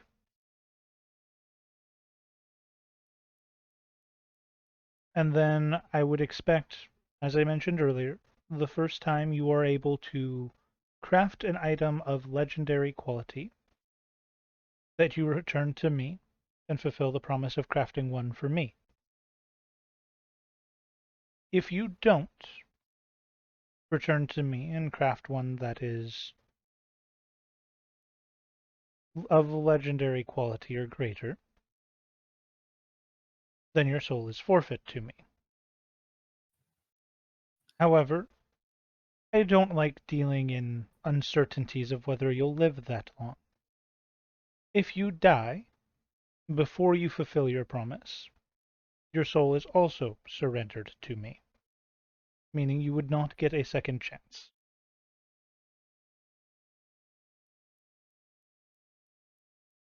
If I die ever Correct. without a chance of people reviving me. Correct.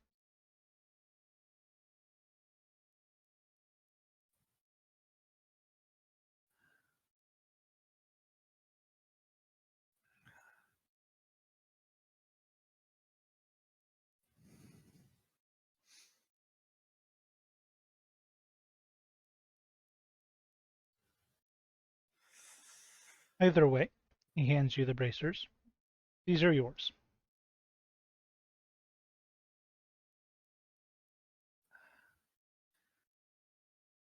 I,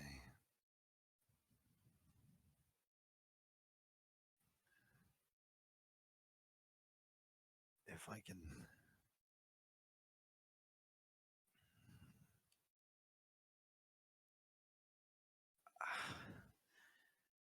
everything about the deal is fine except for the last part.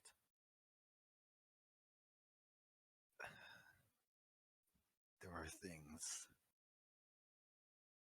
that my soul already belongs to. If I were to fail on my agreement to make an item of legendary, if I were to make it that high, I can agree to that, but just plain death.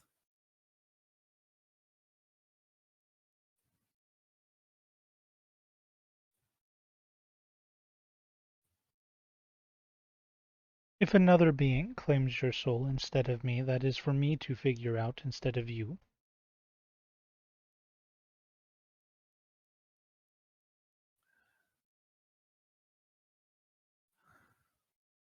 He closes his eyes and in his head, as deep and almost sorrowful as Yorglot's ever been since he came to this continent. In his head, he just goes, I trust you. I agree.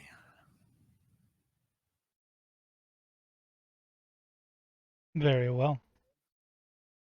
Again, with a finger, he tears a bit of reality open. And he pulls out a very small sort of strawberry tart. You get the feeling has a very similar enchantment to what was talked about earlier, and offers you a piece. Similar enchantment that was what enchantment was that? Sorry, we've talked about a lot of them. The one that the ghost explained to you about consuming food. Oh, And he only gives me a piece? Correct.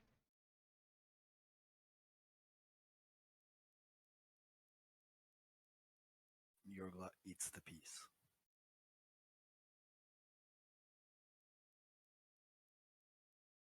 Taste of it seems perfectly normal, as if it was freshly baked. However, you get the feeling that the magic powers within you that are gifts from your patron that make up a portion of who you are slightly at conflict for the time being. And it's an uneasiness that doesn't settle for a good few minutes, before eventually it seems to have came to some form of an agreement within you.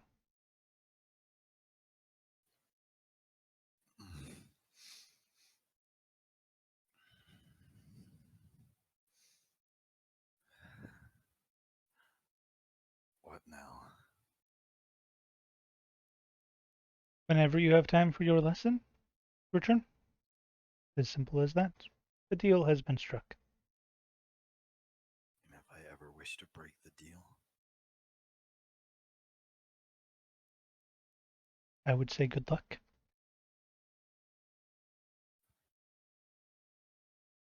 As an enchanter, if you can find a way to overcome my enchantment, well then I applaud you.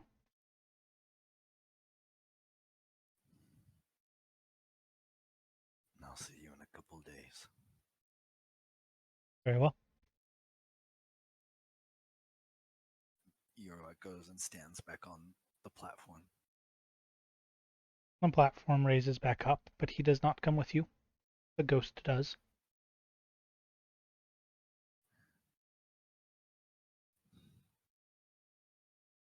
Didn't you tell me that I only needed that you would have to eat the entire piece? For the one you could purchase.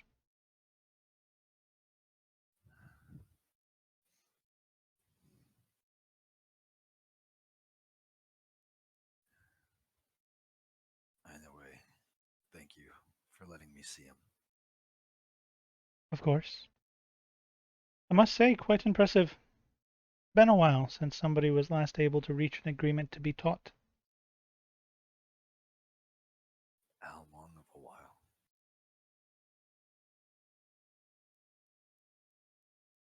I would say within my lifetime, but you could see that I don't really have much of a life anymore. I think in your terms, it would be around a century.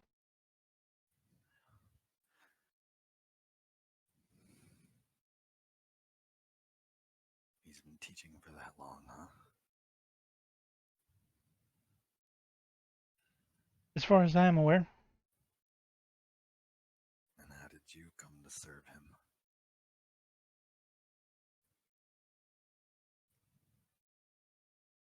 let's just say I was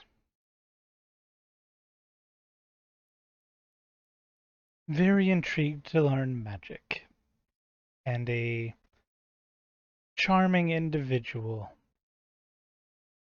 won my heart.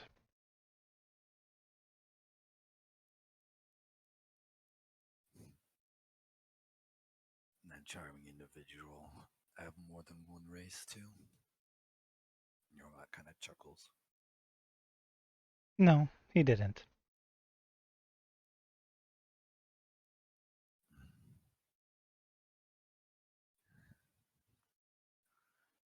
Well,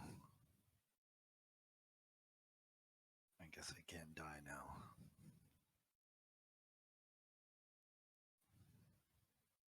I think that's pretty common for most people. None of them wish to. Good luck, though. Thanks. A word of advice for future dealings with him. Yeah. I've gave up everything for that charming fellow that I was in love with. That is how I came into service with him. I wished to save the person that I loved. Be careful of your wording the next time you make a deal with him. At first, everything seems straightforward. The conditions of this deal are very apparent. The next ones, though, might not be so.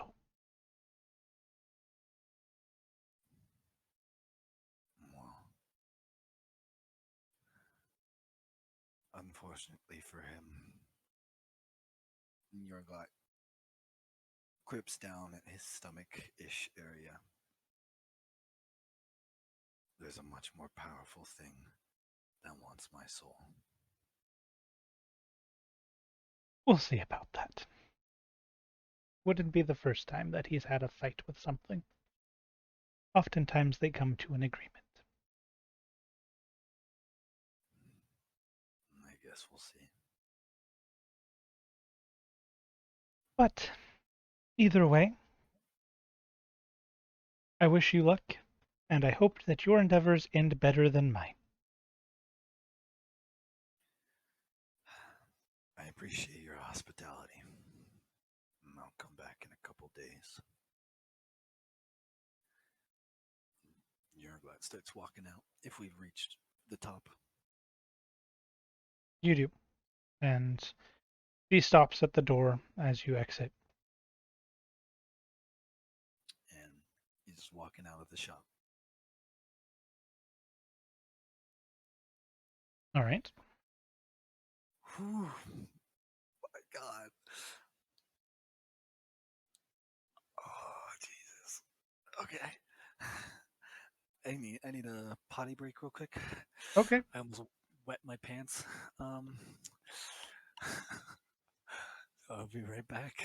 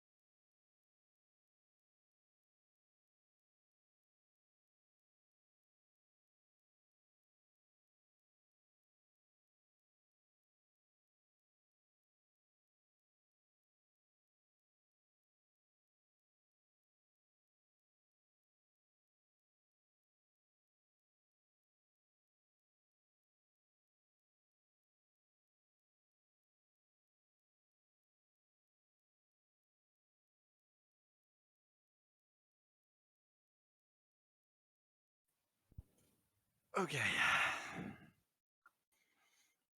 I'm here. Welcome back.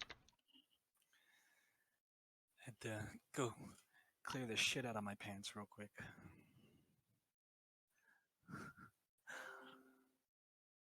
All right. Fuck, dude. Okay, sorry. Yeah, so he's walked out of the Enchanter's place, and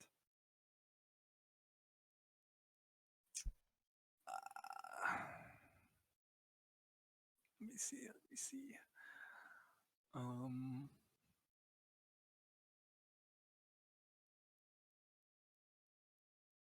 I can tell you right now, for when you do decide to go back, that's not something that we're going to need to take a whole lot of time to do a test or yeah. anything.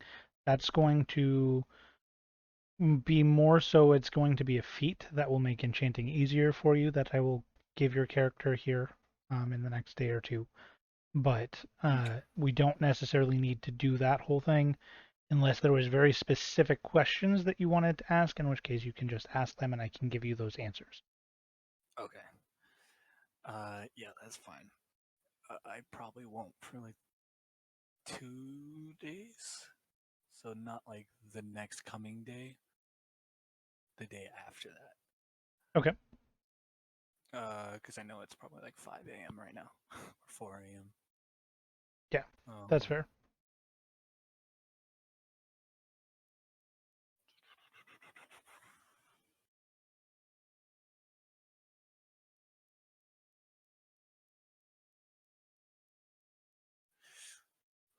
Okay. Things went crazy. Holy shit. um. So then Yorglot's gonna go back into the library, sleep and read, Okay, just so he can finish the book. Really thought I would be talking to Caleb already by tonight, but I guess not.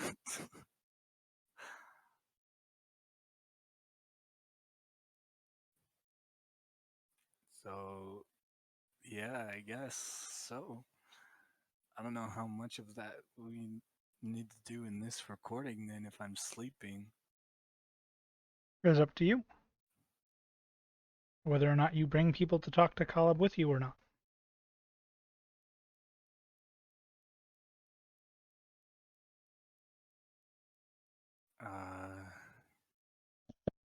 No, I probably still wouldn't. So, yeah, we'll just.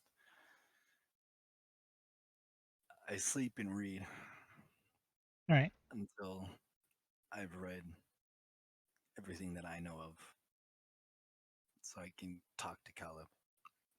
Okay. We'll say the next evening then, regardless of whether or not you've gotten the drink, you would for sure be ready as far as reading all of the material related to him. Okay. Then it is now nighttime, probably pretty late at night. Okay. I'm gonna make my way over to the naughty side of town, where that tavern is. Okay. I have my hood up completely up. My robe is as closed as it can be. Like I am.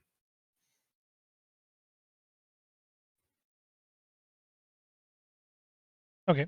As you make your way over, people seem to mind their own business for the most part. You're able Yeah. to carefully not let anybody bump into you, quote unquote, accidentally. The town streets over here seem more dead and quiet. There are people in the alleyways, but it seems most people keep to themselves more. It's much less bustling thoroughfare and much more, I have a specific place I am trying to go. Yeah. As you make your way to the tavern over there, the sort of rougher, run-down atmosphere is very apparent, and you can hear various shouting and loud voices coming from within, both in revelry and in anger. You hear the occasional shattering of a glass or smashing of a table or a chair, but it seems to die down rather quickly. And as you step inside, it's very busy by comparison to the outside. There are many people gambling, many people drinking, a couple arm wrestling, some singing drunken melodies together, others comparing weapons or counting coin that seem to all be minding their own table's business. Okay. Did it look like there was a second floor to this establishment? It appears that there is a second floor upstairs that is very apparent. As far as anything else beyond that, you are unsure. Okay. Um, I go sit down next to an empty table in a corner or by myself somewhere, and I guess I'll wait, just looking out for. I don't think he told me to do anything other than just meet him here, didn't he? Correct. Then yeah, I'll just wait. I'll pull out uh my enchanting for dunderheads and read that book. Start reading that while I'm waiting. Fair enough. About 15 minutes go by.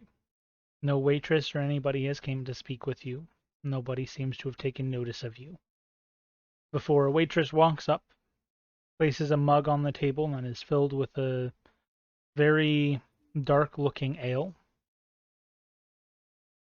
Follow me. Without saying anything, Yorglot closes the book, puts it away, and stands up. She leads you through the kitchen, out to the back door, into the alleyway, and opens up the cellar.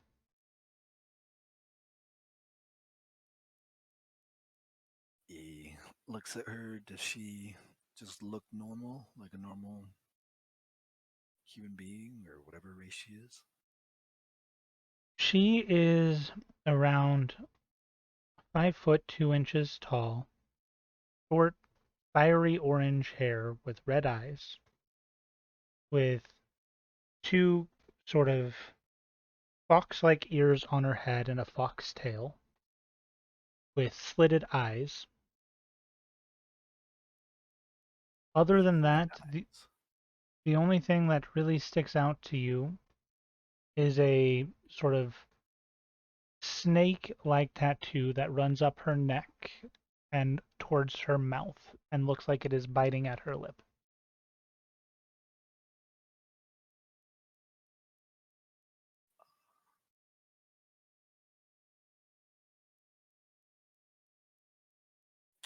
Damn. Okay. And you said red eyes? Correct.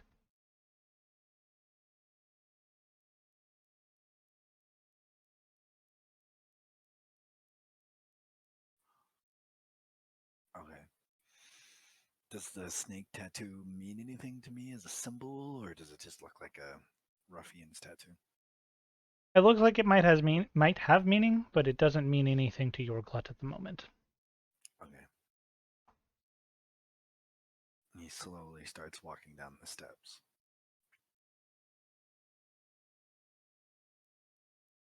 You walk down, and as you do, slowly a light at the bottom of the cellar becomes visible. You can hear some shuffling of coins, hear some talking. You see a table in front of you with 5 people currently seated, one of which you recognize. Ah, my friends, it took you a while. You see Caleb. Come, have a seat. The rest of the people, do they have red or gold eyes? It looks like the majority of them have, of the remaining 4 out of the 5 people, 3 have gold eyes, 1 has red eyes, and 1 seems to be normal, and that seems to be the dealer of whatever card game they are playing currently. Out of the corner, an individual that's dressed sort of like a waitress walks over and places another chair next to Caleb. She again seems to have normal-ish eyes. What you do notice of the 2 people that do not have red eyes, they do also have this snake tattoo, though. Oh. Okay. And do they, all the people who have either gold or red eyes, do they have silvery skin like Caleb? Not all. 1 does, but not all. Oh, fuck. Can I discern any kind of race, or are they like a mishmash? So, from the conversation before, Caleb seems similar to yourself. Yeah. I remember Caleb. Of the others, I'll go in order. So, one of the ones that has sort of the pure crimson red eyes appears to be a golden dragonborn. That the eyes seem very vibrant in stark comparison to the golden scales that he has. The next one, sitting next to him, has golden eyes. And she seems to be about 7 feet tall, a Goliath with sort of dark bluish black skin, with very vibrant and ornate tribal red tattoos that go around her body.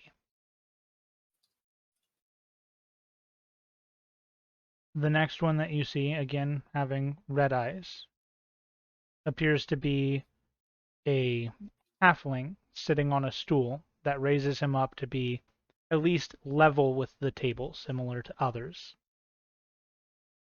Has sort of a ocean blue hair, fair skin, with red eyes. He has a little bit of a blue mustache as well. Okay. The next one, who also has red eyes, seems to be, as best you could describe it, similar to Runin in that they have sort of dog-like ears, long and brown, with brownish hair. They have a dog-like tail on the back and some canine features to them. But again, that same sort of crimson red eye. Okay. And then the dealer seems to be human. And the waitress that you saw that brought up the chair seems to be elven in nature.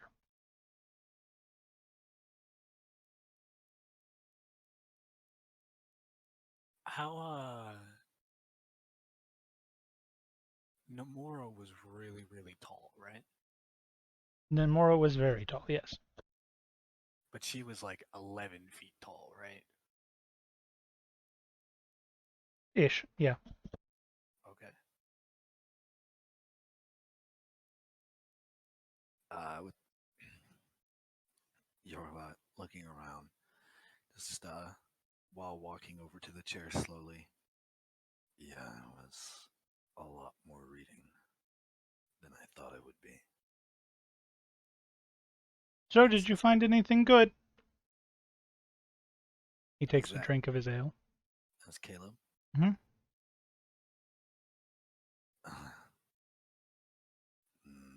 Is it true you had sex with a god? Who knows? Is that one of the questions you wish to have an answer to? No.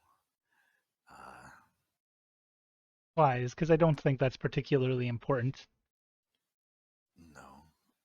Just showing that I read very thoroughly. It's a funny story, that one. People love to make grand stories out of what may or may not have been nothing. A butterfly becomes a tornado. That it does. But yes, I've read quite a bit. Also, could have read a bit more, but it seemed as though some pages had been torn out.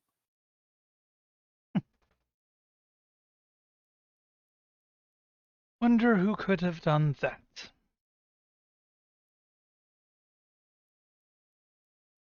A mystery that might never be solved.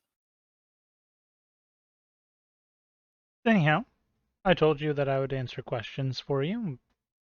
I also told you that I'd be happy to meet up with you again once you had finished, see what you had learned. Would you care to play around while we talk? Sure. All right. The ante is 20 gold. I put in 20 gold.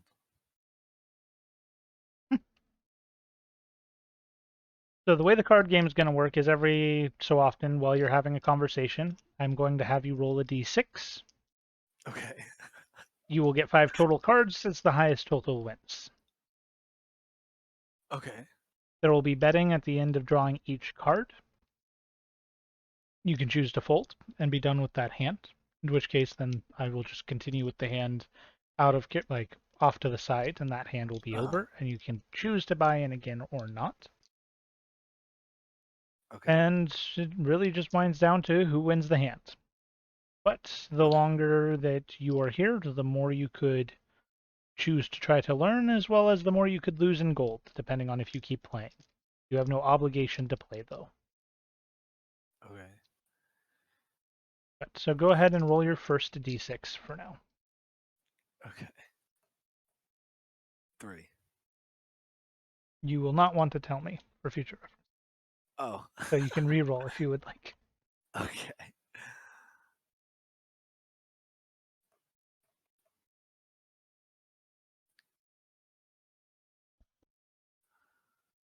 I learned a lot about you, Talona, the calamities, and mentions of many other gods.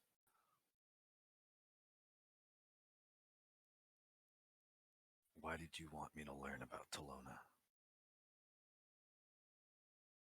I don't think I ever asked you to learn about her. I wanted you to learn about me, did I not? Yes, but you must have known that her name would come up, and that his name would come up. All depends on the books you read, I suppose. I've been around a while. You'll find all sorts of stories the harder you look. I just thought it might be useful for you to know that there's multiple sides to a story. And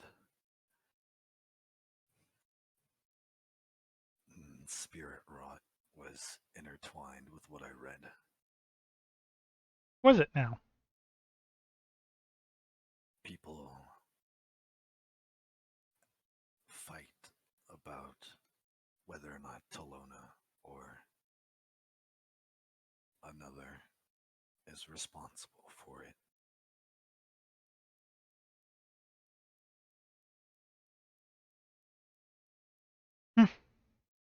So that's how people see it, is it?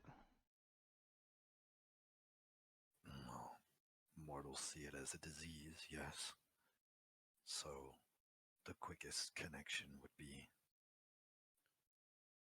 to a god or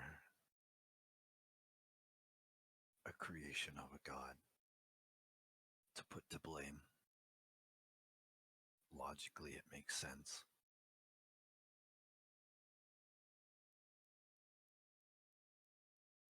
I suppose it would, and as he is talking to you right now, the Dragonborn throws in 10 more gold into the pots, to which the Goliath calls, the Halfling folds, the Canine Sheena folds, Caleb calls, and then it is on you. Okay, so just so I'm completely, how many cards do we draw? Total of 5 And adding those all together, is your total, whoever correct? and whoever has the highest wins. Correct. I fold. And the trade or deal between you and Talona, is it true?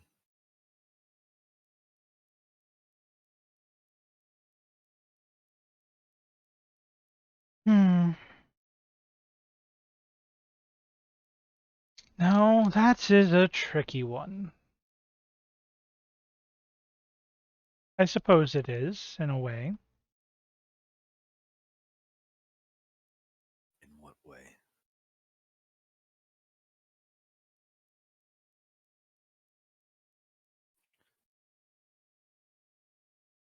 In the way that I did strike a deal with her, and in the way that later on there was a little bit of discord between us.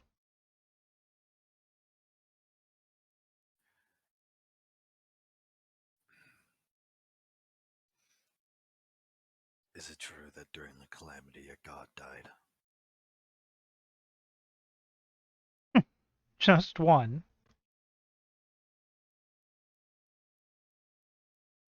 One that got consumed.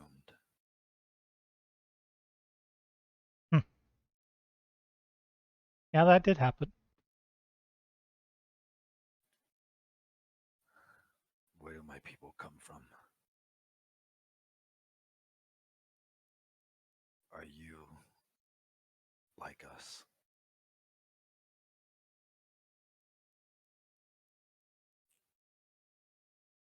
That is a complicated question.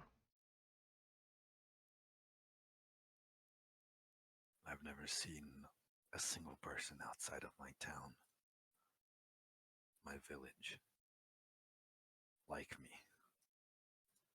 And suddenly, seeing all these, and he like looks around the room, ascendants. Oh, these aren't ascendants. Close, but not quite. These are my friends. Friends of yours are those to be feared just like ascendants. Wise. The Goliath lets out a hearty laugh. Oh, come now, we're not that scary. We're having a good game around coin. Yes. And although this game is entertaining, knowledge is what I've come here for. And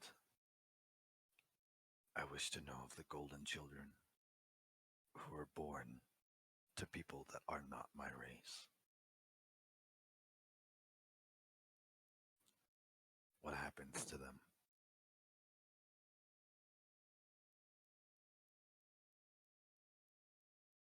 I'm sure you have gathered that people that are like us have a more divine blessing. Yes? I assumed. You also then must know that we're not the only ones blessed by the divine. Yorglot kind of clenches his hand or his hand on his wrists, where his bracers are.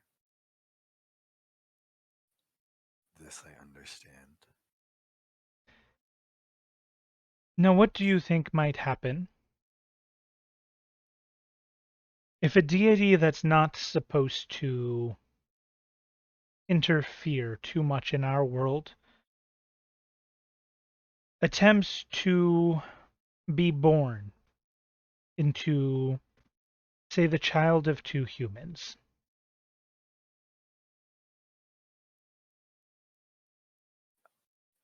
A deity trying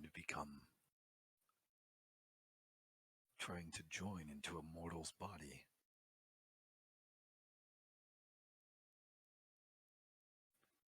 I can't imagine. Do you Would think your body could handle that?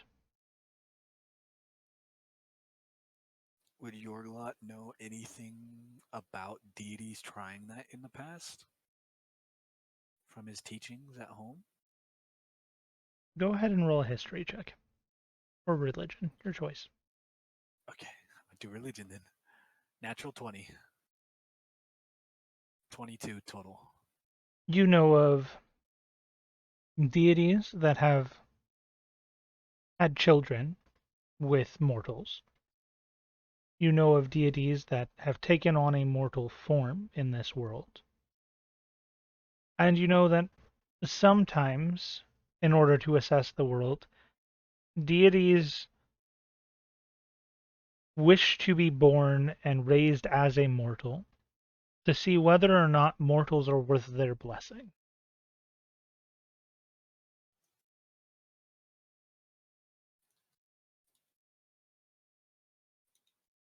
You do know that most of the more protector-focused deities and the lawful good deities discourage this method, as a deity existing in this world often has very radical events that ensue, as it's very difficult for them to blend in with society most of the time. As you can imagine, yourself included, those that are even simply blessed wind up generally being more powerful than somebody who isn't. It takes a lot of work for somebody who is not blessed by a deity to gain that which has been gifted to somebody who was. Now, if that deity simply existed and needed no blessings to obtain their power, it's reasonable to understand that they would stand out in many aspects of life. Okay. I have only heard stories of deities trying to come to the mortal plane, and none of them tend to end well. Correct. See, the cost of coming to this world has a couple different effects. One, a deity that has chosen to live among mortals as a mortal has lost their immortality until they can ascend again. So it is risky. Not to say that deities are immortal and that they could never be killed, it's more so that a deity is much harder to kill to the point where we might consider them immortal and unable to be. But a deity that has chosen to live as a mortal, well, that's a whole different story. Sure, they're still harder to kill, but it is quite a bit more feasible, especially for another deity. Secondly, deities that live in this world and are raised as mortals face the same temptations. For example, a pure god of love and honor and goodness would still face temptations of desiring somebody that they met, or the temptation of wanting to live a life of just general laziness and sloth as they eat good foods and rest around. And these behaviors, if they do ascend again, generally do not go away, but also sometimes prevent them from ever reaching ascension a second time. Like a goddess of love and beauty wanting to fornicate with a mortal. That one would be a little bit easier, as that's already a part of her interests. It's more when, say, a god of murder comes into the world, full of evil intentions and full of chaotic wishes, and finds a need for lawfulness.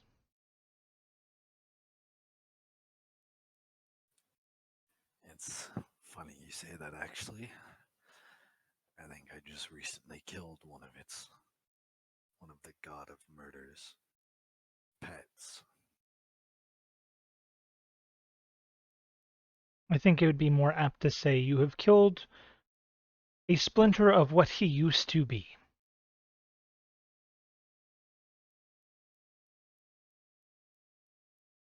I could tell there was darker, deeper things down there. But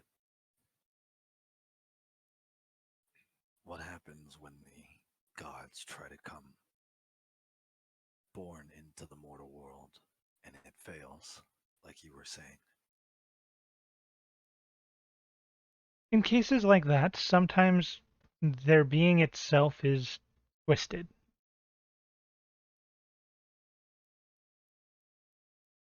For example, a child that was meant to be born as a symbol of all things mercantile might instead wish to see all things mercantile be destroyed, or might find a whole entirely different purpose in life. Or another god reaches them and corrupts them in their vulnerable stages of youth. Now, this has two effects. Firstly, that child is still born of a deity. They are not the deity any longer, as they are no longer in their position as they were before. So let's take, for example, Savras. Do you know of him?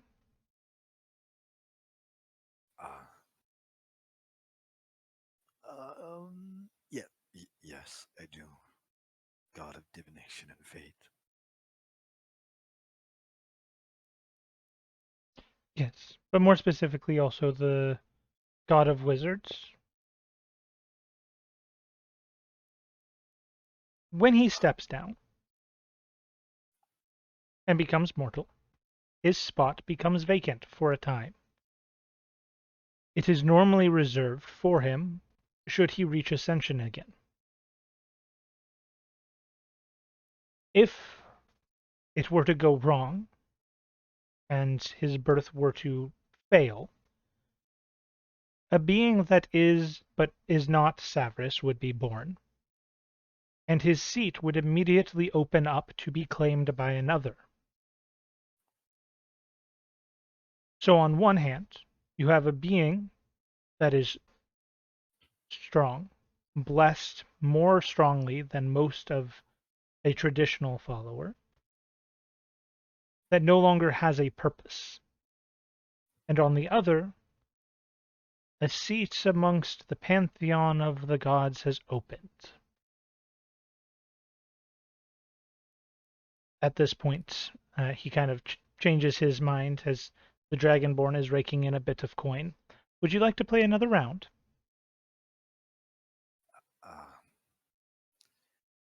Yeah. I put 20 more gold on the table. All right. But, as I was saying, his seat is now open. What does an ascendant mean to you? Well, I'm afraid I don't know too much about them. I did not grow up in this country. But from what I do know, they are very, very powerful beings. And from what I've read,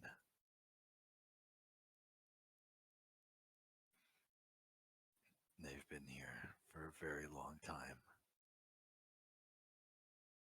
And also have interactions with the gods.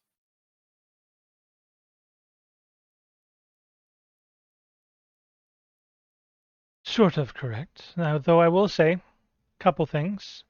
Where you are from might not have had many dealings, but all continents on this world have had dealings with ascendants. They just go by a different name, generally, when they're in the other continent, as ascendant gives a bad tone. The Remsha dynasty. Correct. Secondly, the relations between the dynasty and the empire is fictitious at best. It is there to give people a sense of unity, defense, and protection. It is there to give people purpose. There to prevent people from tampering with what they shouldn't. After all, when you have an enemy that is across the ocean, and an enemy that lives in a far distant realm completely separate from the one you live in, who do you think most people are concerned more with? The one across the ocean. Exactly. There's a group similar to the Ascendants that works very closely in making sure that conflicts exist, but that travel between the two countries, albeit quote-unquote illegal, is allowed to happen occasionally.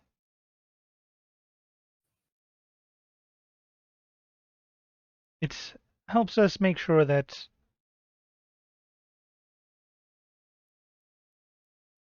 there won't be a recurrence of what happened during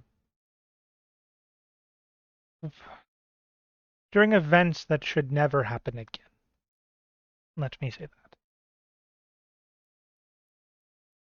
The calamity. Correct. And I understand there were three great beings born from the calamity.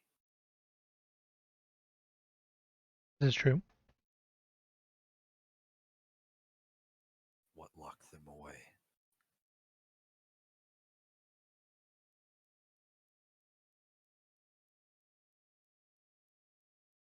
A culmination of the people and the gods. They were so great that the gods needed to help. Remember what I said. When somebody takes a life as a mortal that was once a deity, and it goes wrong.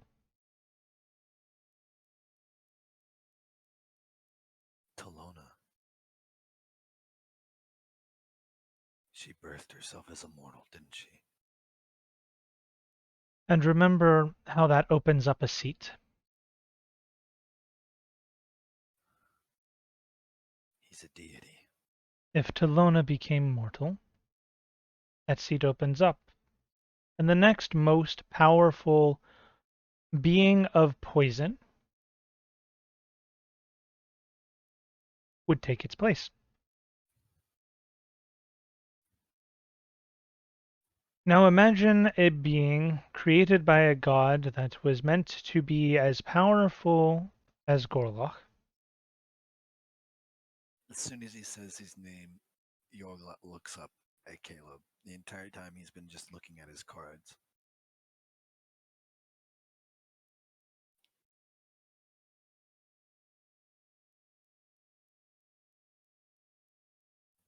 Imagine a being as powerful as him, reaching a level of power greater than that what he was supposed to be granted. Surpassing his creator, surpassing all of the mortals on the planets, surpassing, well, reality as we know it. To some, that might be a great thing. To others, it is terrifying. I bet 30 gold. He puts 30 gold into the pot. Oh, fuck. Hold on. I forgot the roll. Does everybody else who all checks and They had all not bet prior to his bet. so does anybody call or It is on raise? you next. Oh fuck. So he raised it 30? Correct.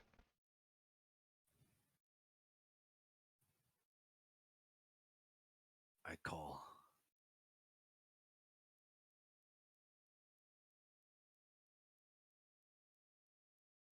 Now my question to you.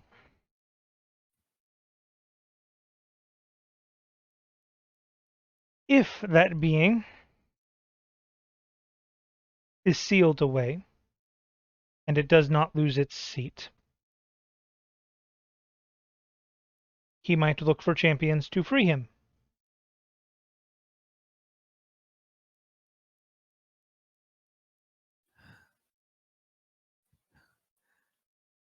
My question is, what do you think is better?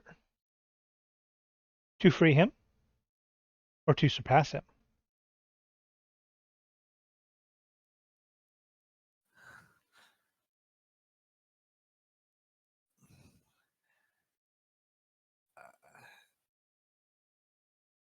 I don't know. Becoming a god seems unreal.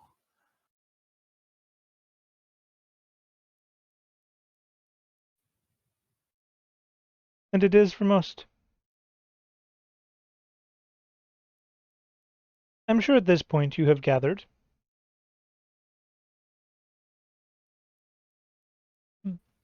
the descendant has a different meaning than simply one who has ascended. What ascendant means is that we are next in line. Should a seat open.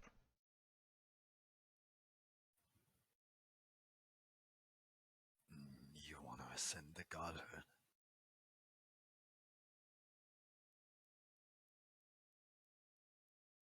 I wished to free him for a long time.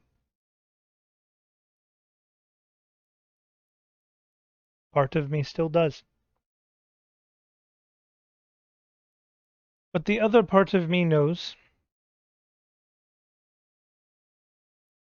that if I do, my party, and he kind of looks around the table,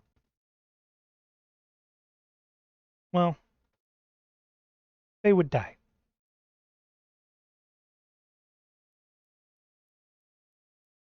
The next set of cards is dealt. The Dragonborn calls, the Halfling calls, the Goliath and the Canine both fold.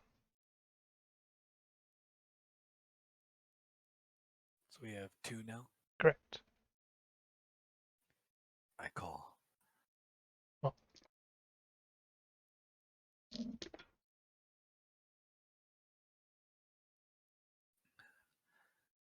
You were a follower, a champion.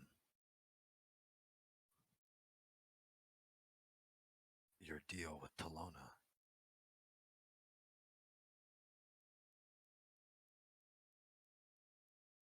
You wanted her to become immortal, so he could rise.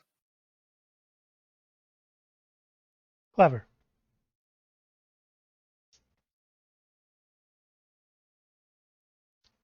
You succeeded in her becoming mortal.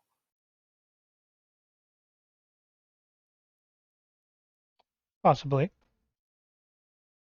Or at least trying.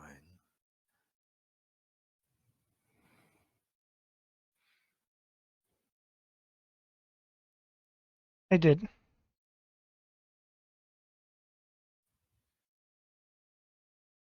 So what stops you from taking her seat? From releasing him and taking it from him?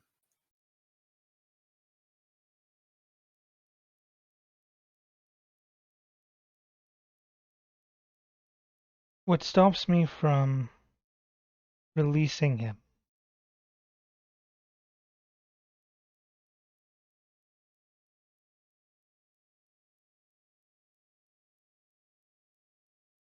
is, I suppose you could say, I fell in love.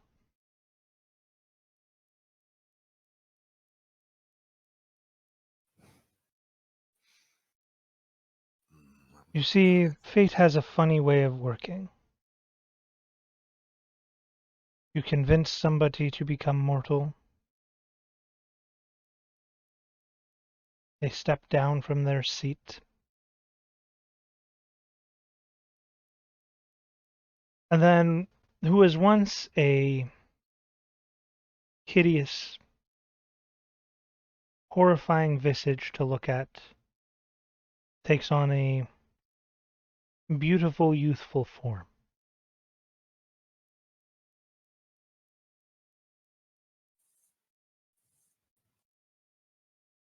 You fell in love with her.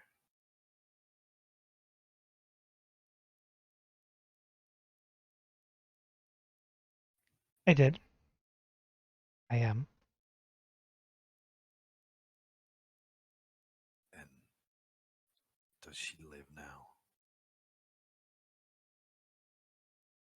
Let me ask you this. Are you my friend and ally? Or are you an ally to Gorlock?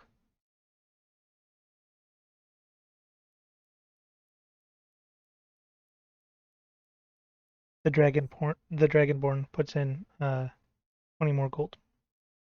The Halfling calls. Caleb calls.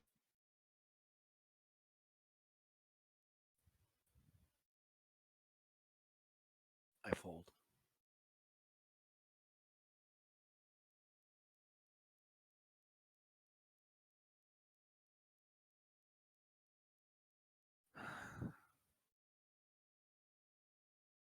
You of all people should know it's not that simple.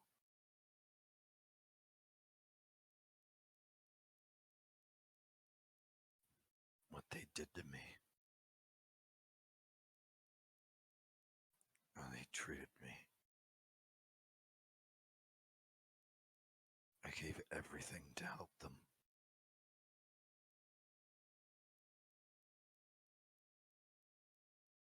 And they threw me away. And only one thing drove me.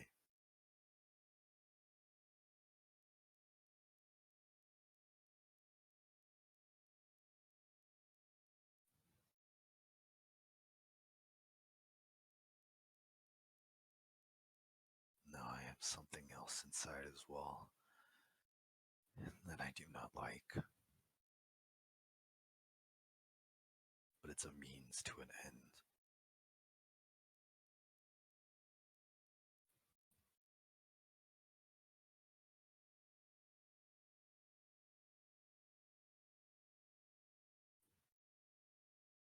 I need to be powerful.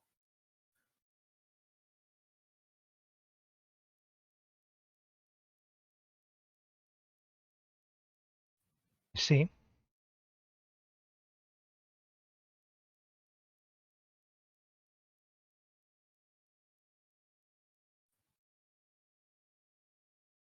Is that not why you wish to be a god?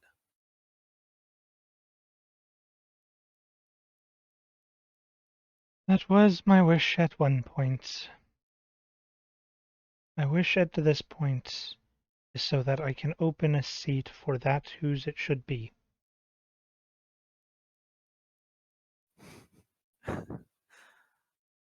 When I first came here, I did not think that someone like you would be swayed by love, but it seems every powerful being I meet. And he thinks back to Nomura suddenly just disappearing with Ares when Ares was clearly flirting with her.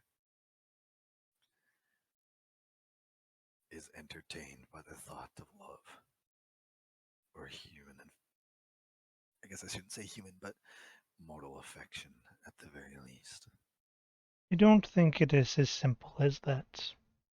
There are some who have a disdain for it, some who view it as a toy. In my case, I don't really even think it is so much love as it is regret. I do not wish to hold that regret that you do. And that is why I do not love.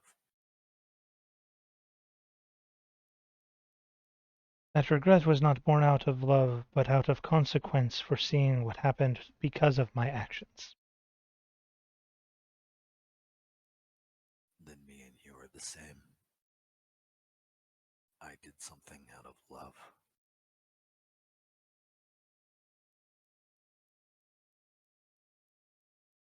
And now I'm paying the consequences for it.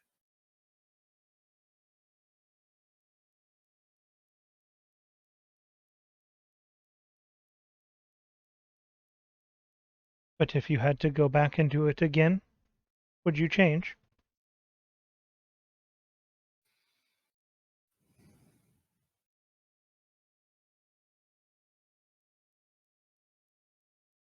Now? No. I don't think I would.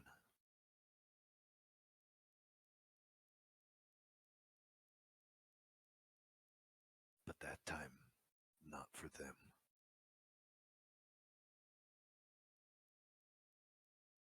For myself.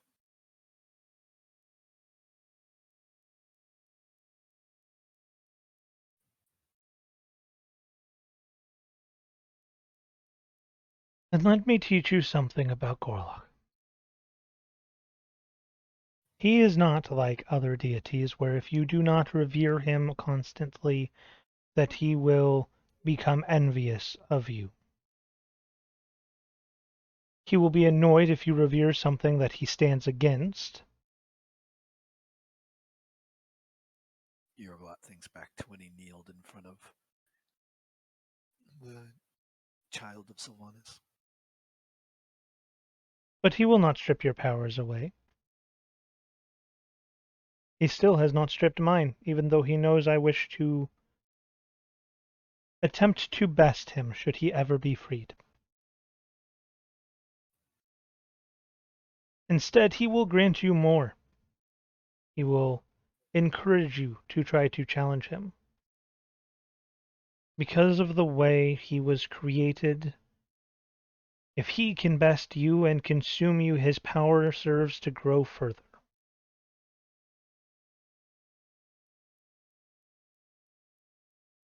That is what separates him from the other deities.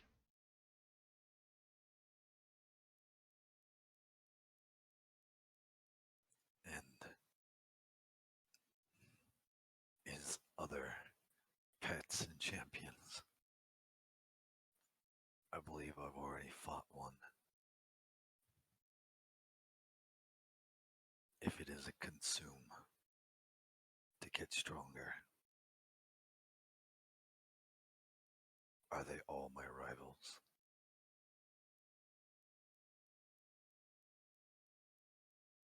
That is up for you to decide.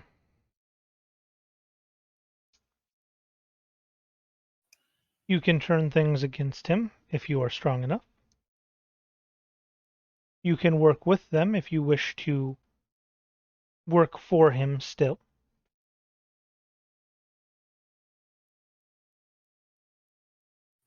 You can choose to consume his pets in an attempt to get stronger.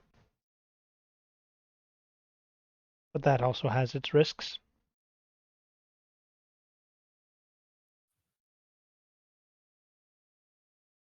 And what about you? Do you not feel as if you're strong enough to take him? If I had a party of people willing to that were of my strength, maybe.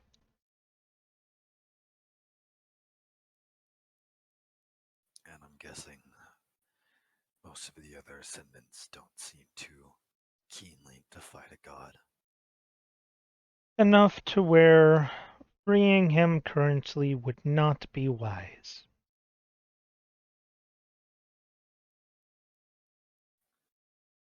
And these. There is a group that wish to see him freed and let him live. There is a group that wish to see him freed and best him, such as myself. And there is a group that thinks it would be too dangerous to free him and wish to keep him sealed. The plague bearers. They still live.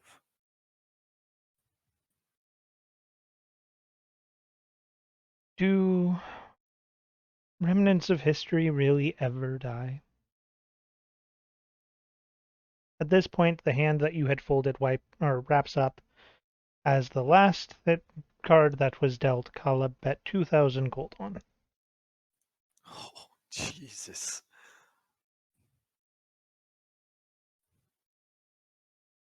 That's. As I'm figuring out, apparently they do not. But I will say this. Your life is yours to choose. Do not listen to him. Do not listen to me. Do not listen to anybody else. The choices that you make in your life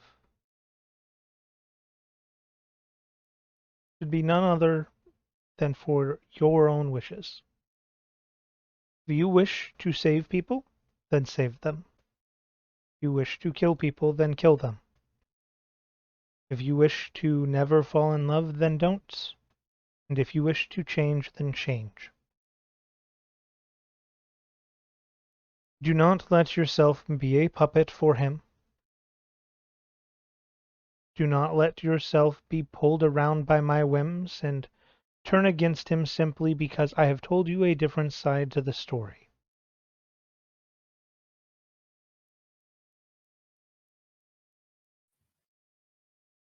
Though, I suppose at the end of the day, I hope there will be a time that I can fight side by side with you and see what you have to offer.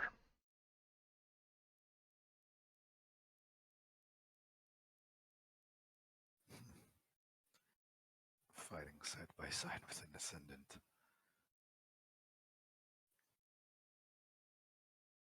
Never thought I'd hear those words come out of my mouth. You should get used to that, because I believe, if I'm not mistaken, a party member of yours is halfway there.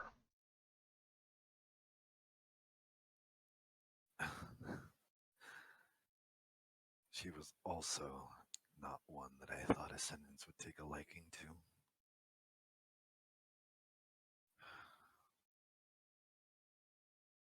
But I see big things in your party's future. Quite possible all of you might, depending on your choices. But I will tell you this. I have heard that you are already on Nemora's radar. She knows of you. I know of you. And at least 3 others that I talked to know of you.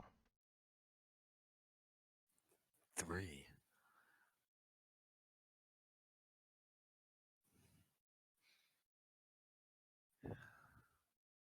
Do they know as much about me as you do? I would say probably not. It's probably more of a simple musing. But if they wished to, I'm sure they could. At the moment, though, I think it's more of a... They know that a group just passed the trial and bested a vestige of a deity. And so they know that there is at least a new person in this world that is halfway to becoming a title that they claim special.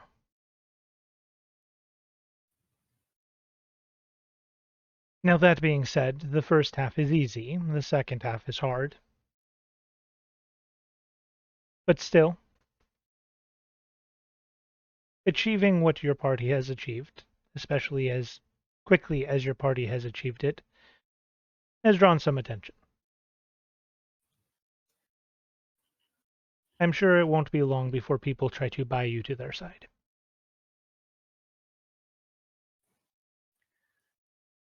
And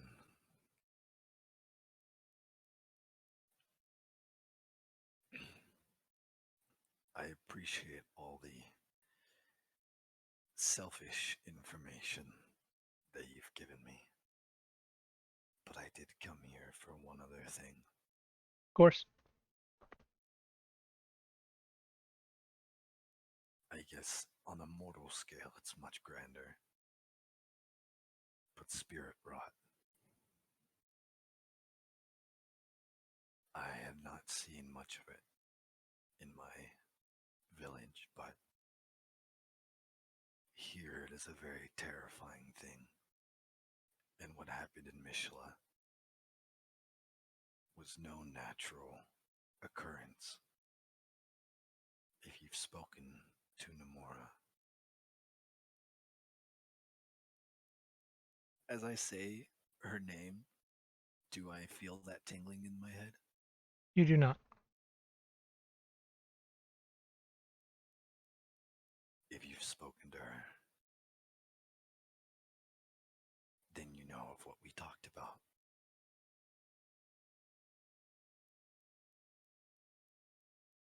I do. What was that thing that spoke to me in that basement?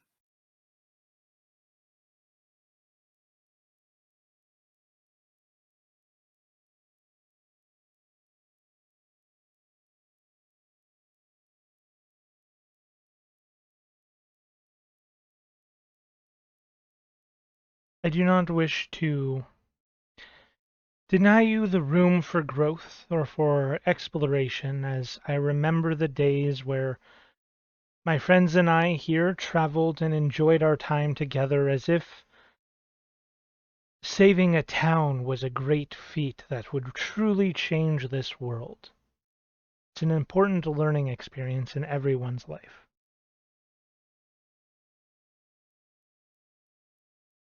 But what I can tell you is this. In creating the seal for the calamity, This world has been wrought in two.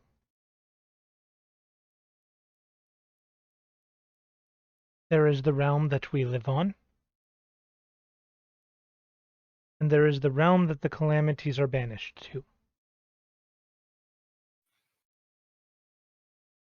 A world is not meant to exist as two separate realms for as long as it has.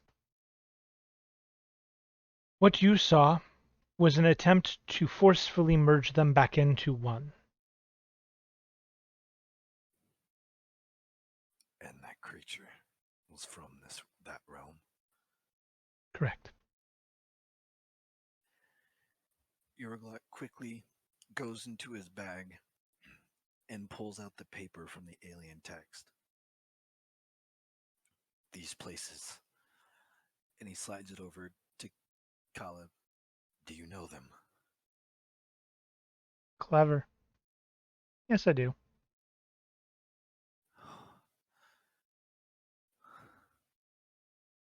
A book about another realm. Another realm, probably more apt to say a mirror image of our own.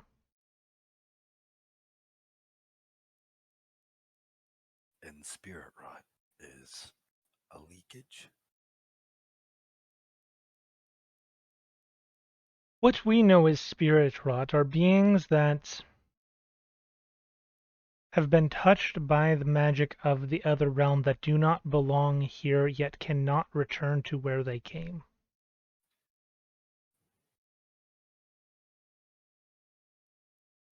These beings that we think are afflictions upon our world would be no different than you or I in theirs.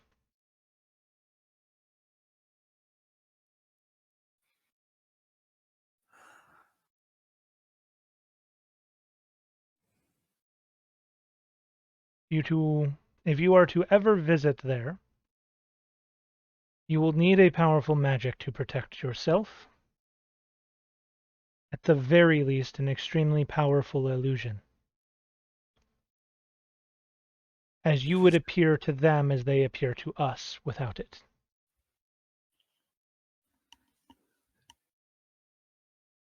What do you mean, visit? This other realm. These things consume us. I've seen them piece parts of humans and elves and dwarves together. How can that be considered civilized?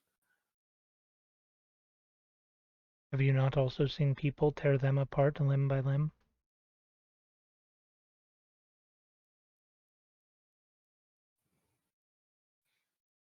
I'm sure you have seen people use their beings for enchanting purposes. Or their powers for imbuing items. I'm sure that it is no mystery to you that we do not see them as people. We see them as monsters, as tools, as enemies. Could you hardly call any of our actions towards them civilized?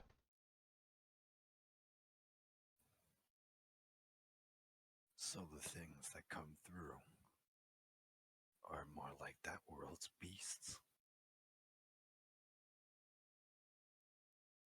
They are either more like that world's beasts or like the people of this world that have lost their sense of civility upon being exposed to an element they are not apt to deal with. A corruption, if you will. But as I'm sure you know from the conversation that you had with Namora and with that other being, some of them are capable of speech and civility. It asked for help. Correct?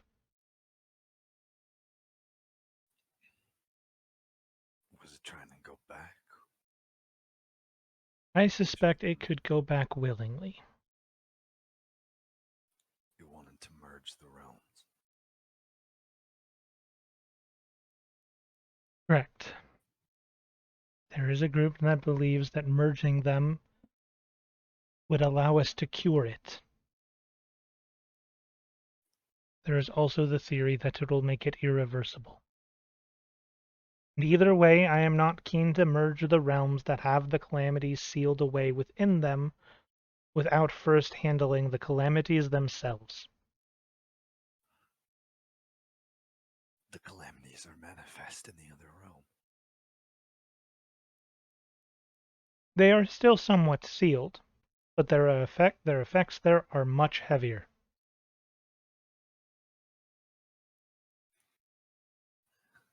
He resides there then.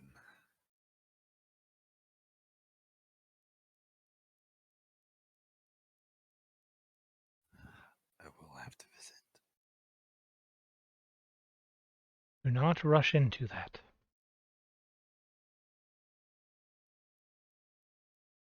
Don't worry.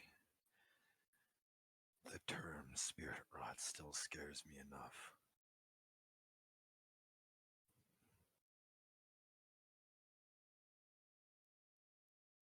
For now, your party should go to see Nemora. I am not on exactly perfect terms with her, but we are at least friendly. But more specifically than that, the purpose for your visit is regardless of the actions you wish to take, you need to become stronger. And not just you, but all of you.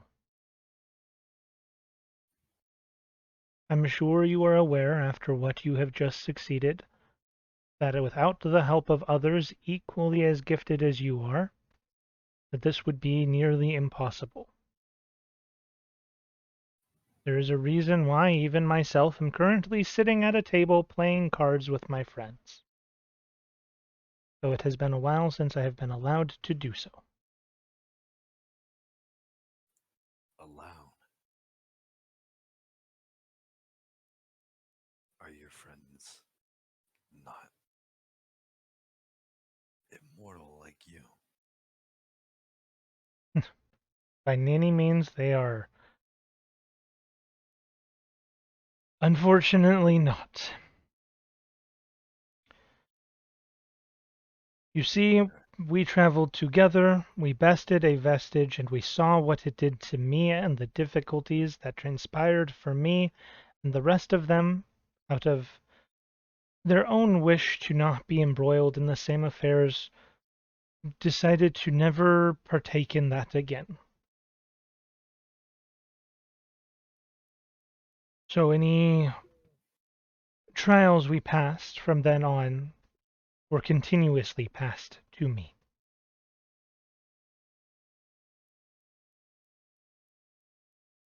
And it takes its toll.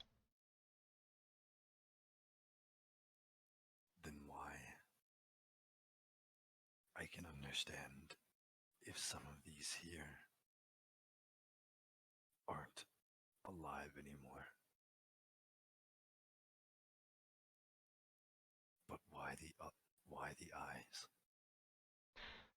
And he looks over at the Goliath who has golden eyes, rather than the rest who all have red.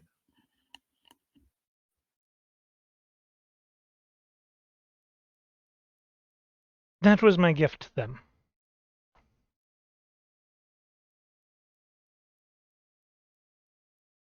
A gift.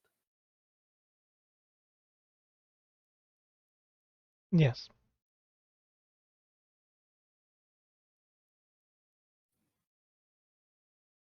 It has to have relation to my people.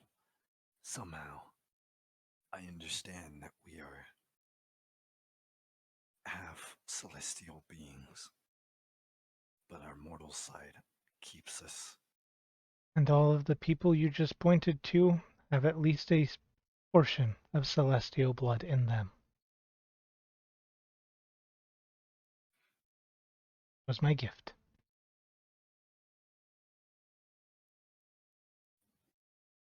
They are all alive. The thing you see here is an illusion. But once you reach the realm of an ascendant, being that next in line, you are on the cusp of being that which your people descended from.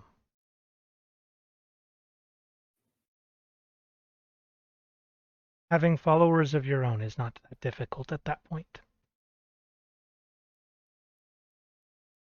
The reason one of them is gold, well,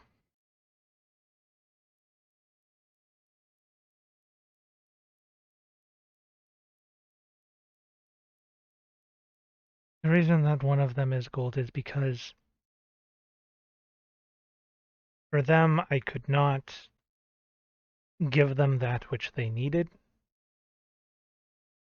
and they needed to look elsewhere, and what they have found is stronger than what I could offer.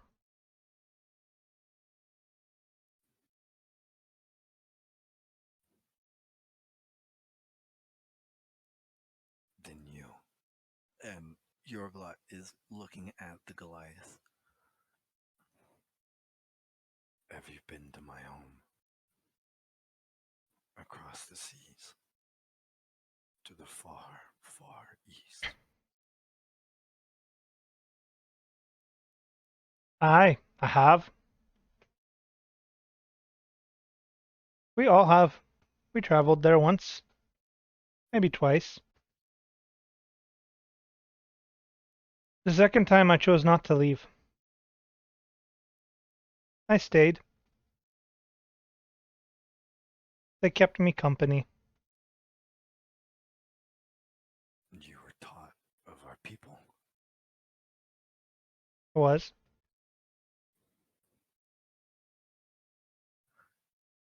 Was there any at all recollection of or teachings of a group of people having come? Or is all the books back at home saying that we've been isolated from the world for as long as we can remember? There were some mentions of travelers. As far as teaching, there was never mentions of teaching a group,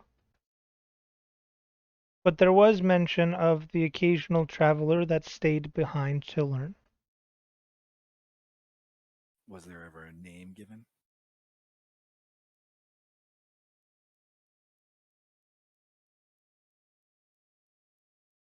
Go ahead and roll a history check. I'll give you advantage since it contains to your background. Okay. Natural 20. Don't need advantage.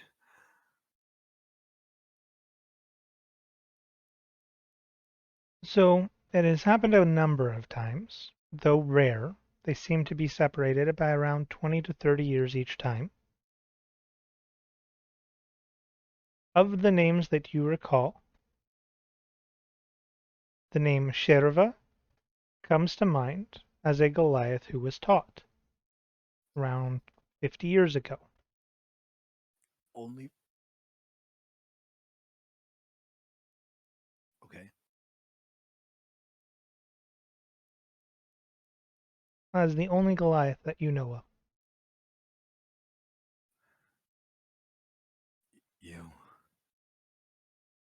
You're Sherva. Somebody was studious. Caleb pipes up. I've read about you. I was born the same year.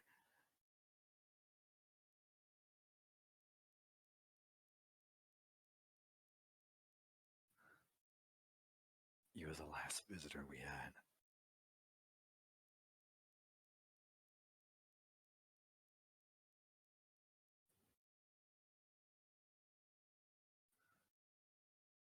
And your eyes were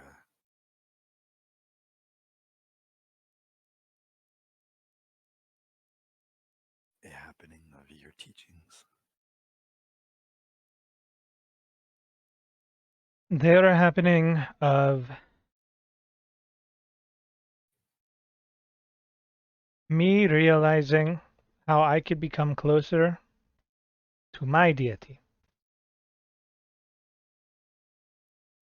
You see, he could offer a blessing to the rest of us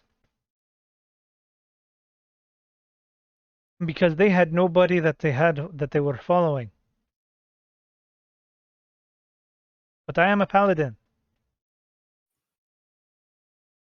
His blessing would not work for me.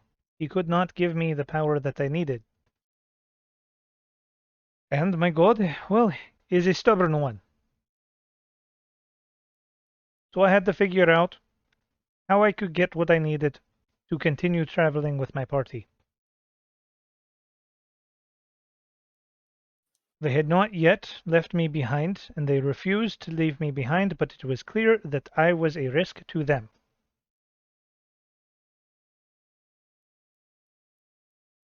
So I needed to get stronger.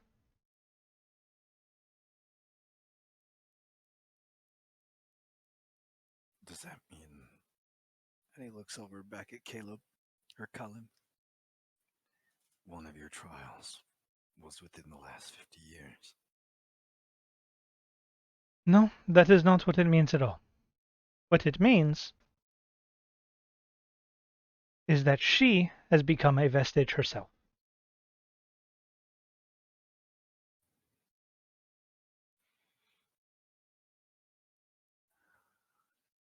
You are that in tune with your deity. A portion lives within me, yes.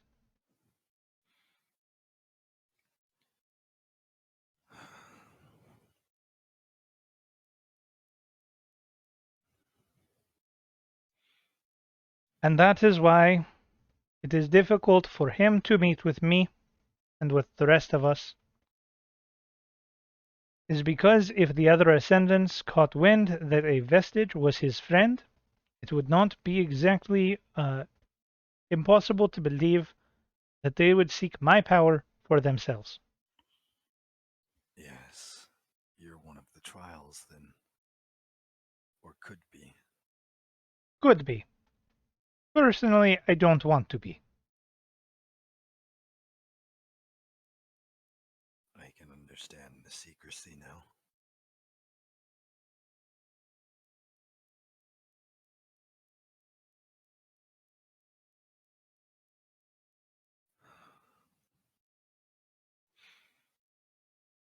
I appreciate the information that you've given me. Of course. Also, it is a bit misleading, but the only reason they're red eyes is because it came from him. It does not necessarily mean that the rest of you will wind up with red eyes. That's okay. My eyes have a different color.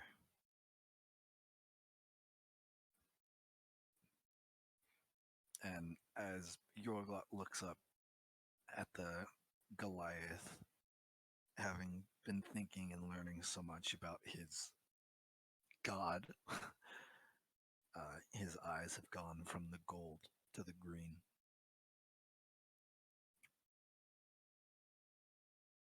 I see.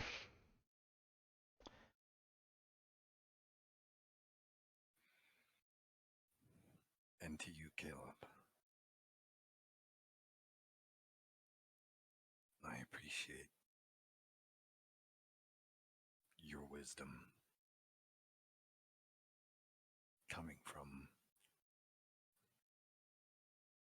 someone who understands. I just wish that there was somebody who I could have asked the same questions to.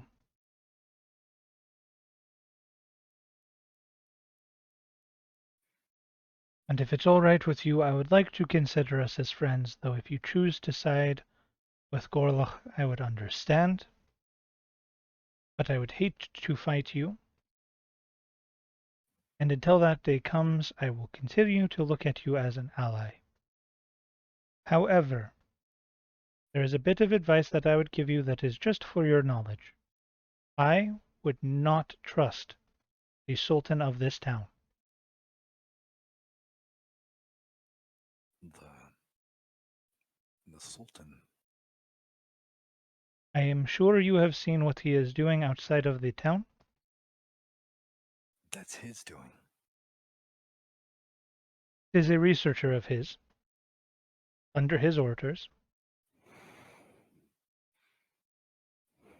He is trying to make it so that the people of his town can visit the other realm. But in doing so, he has sacrificed many people from here and from there to try to figure this out. Working with him is dangerous.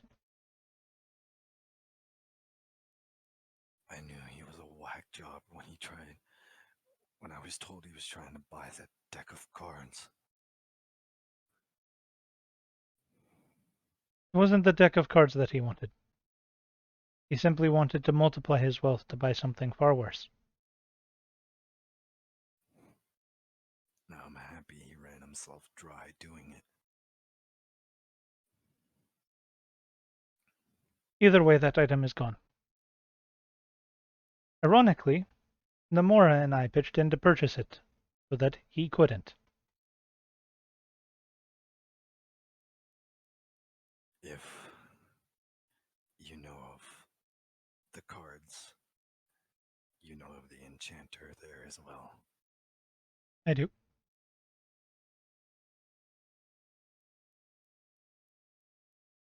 Either he is a very good collector, or he is also very, very old.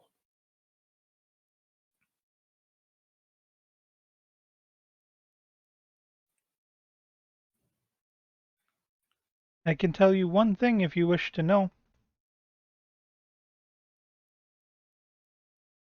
I do. He is not from here.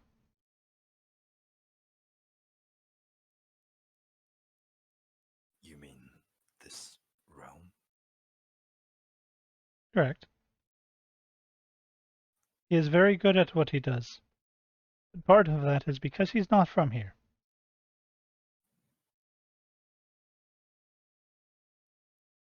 The other realm.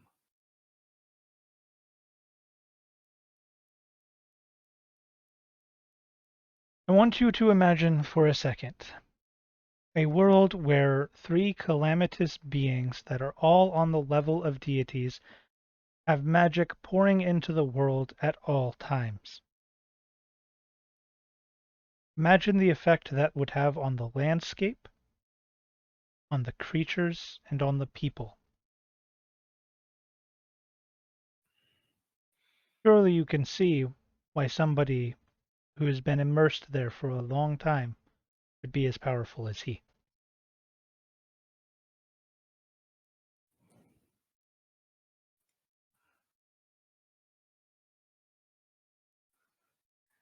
Then he would know more.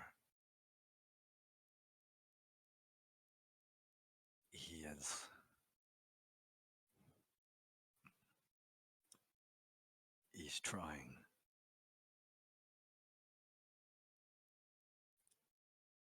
to take me,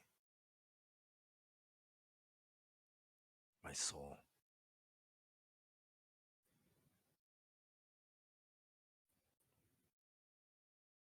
The reason he wants your soul is because the last time he tried to make a body work correctly in this realm, it did not work for him. But a soul, that he can get over.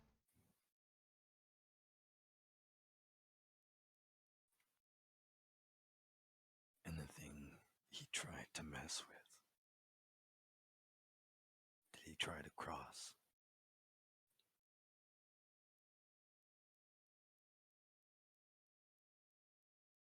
When he arrived, I said, we do not necessarily appear to the people there as we appear to ourselves here. When he arrived here, he tried to correct the effects of the realm. It backfired. for since then he has not been able to return himself.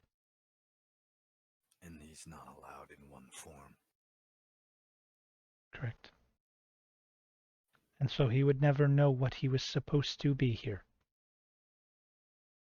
Unless somebody can fix that.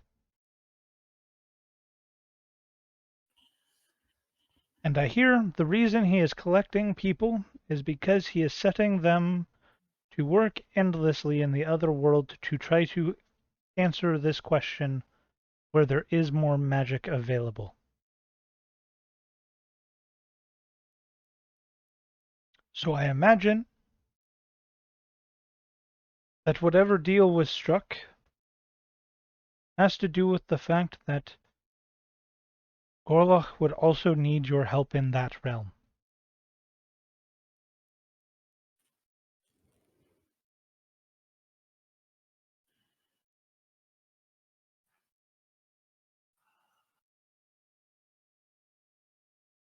The creatures he had, they weren't from the Age of Calamity. They were from that realm.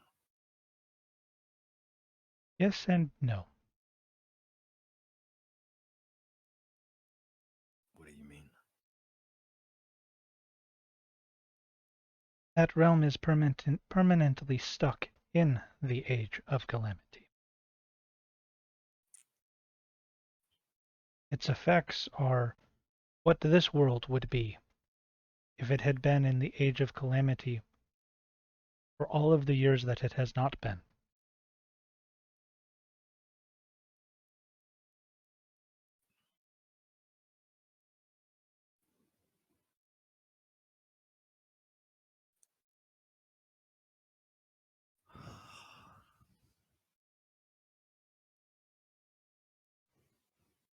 Well, I can tell you something for sure.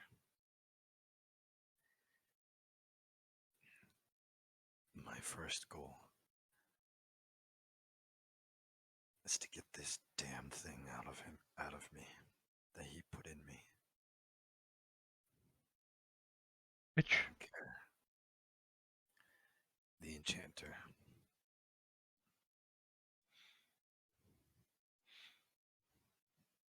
the Enchanter is a friend of mine, so I will not do anything that goes against him.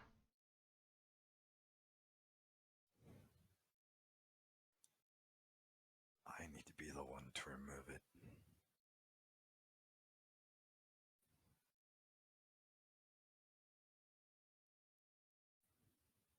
Then I wish you luck.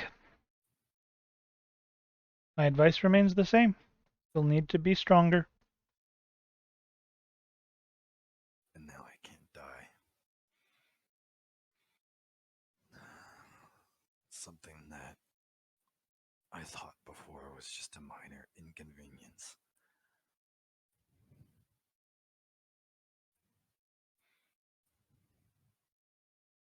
When you say that you can't die, that is because that you would be in his service, yes?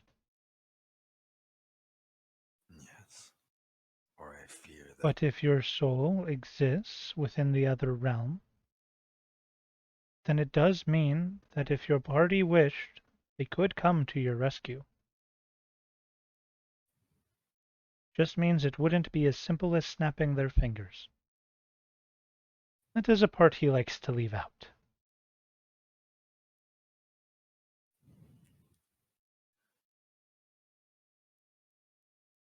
He would not hold complete control over my soul in the other realm.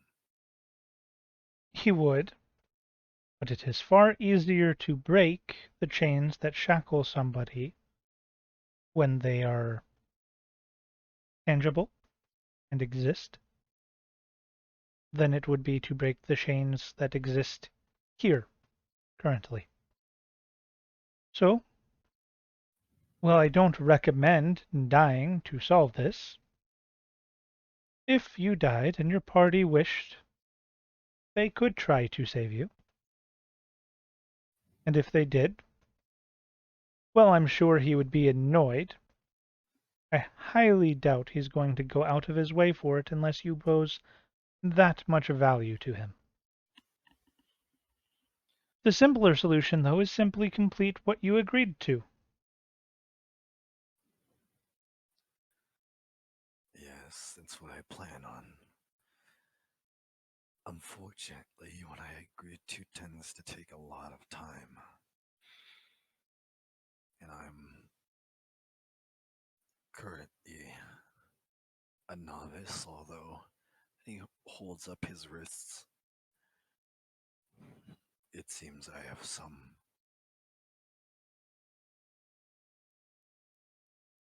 a kinship for the trade. So it would seem.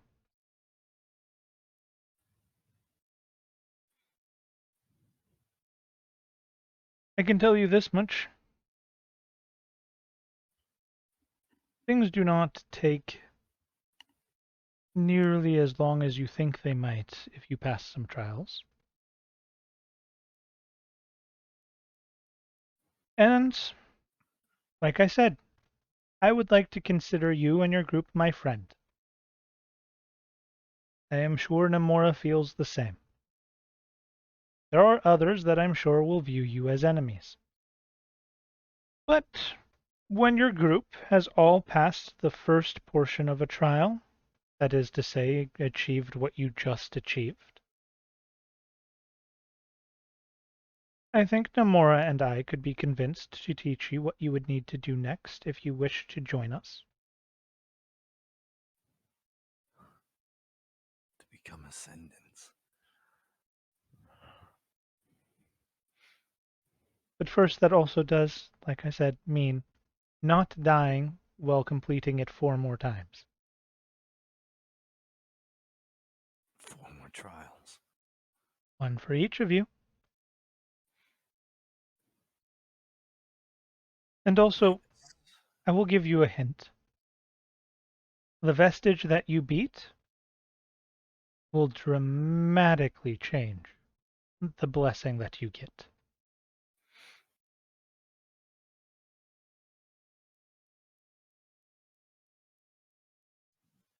Marina's been blessed now. The gems in her hands. Though it is not active yet. That is the second part. But if I had to guess, based off of what you have accomplished, she will become quite apt at killing people.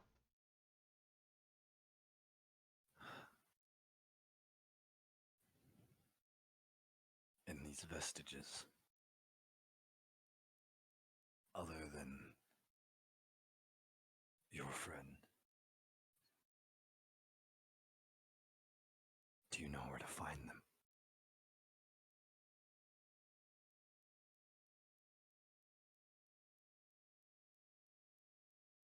At least a few. But I don't know if I want to tell you where to go. For all that's part of learning and growing. You said that you were heading to Vierne the first time I met you, correct? That is where, yes, that's where Namora asked us to meet her. What path were you thinking of taking? Well, we had a couple of options, but either one of my party members knows of an underground tunnel that goes through the mountains. 2, actually. 1 more dangerous, 1 more costly. And the other, the simple route of following the coast.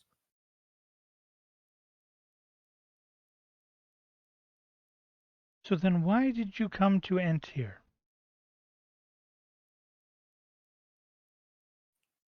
I suggested it to everyone. For what purpose?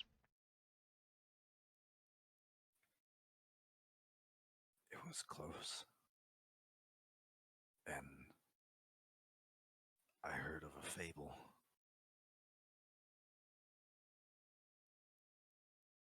One of an island, group of islands off the east coast,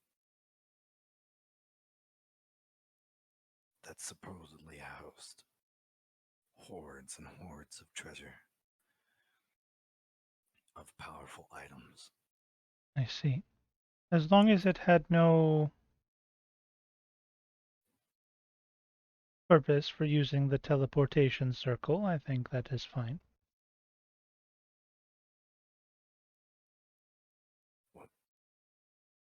Why? What is the problem with using a teleportation circle? Do not trust that Sultan. Do any of you know how to cast teleport? No, we Then don't. that means that one of his people would, meaning that they set the destination. His daughter, in the town to the northwest. She was the one who originally we met. She told us about our father. And they had some kind of falling out. Exactly. So why did she not take that circle?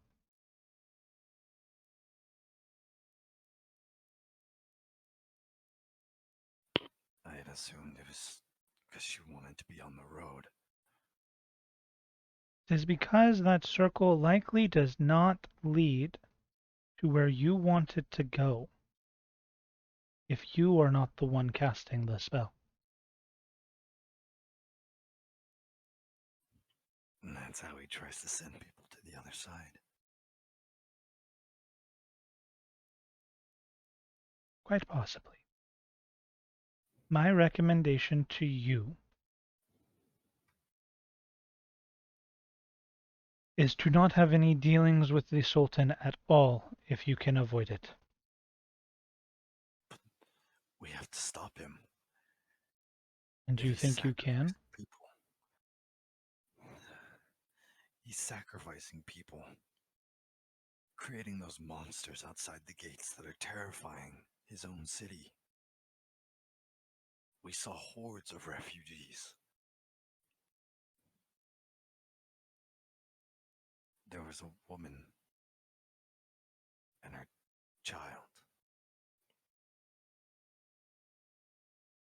They brought them out into the horde. It is a shame what is happening. But he has the backing of another Ascendant. If you wish to try to stop him, I can get the Ascendant out of the palace for a period of time. But I cannot beat him, not by myself, my party, but I can stall him. But if you try to do this with that Ascendant in the palace, this will end quicker than you can start it. I recommend not getting involved.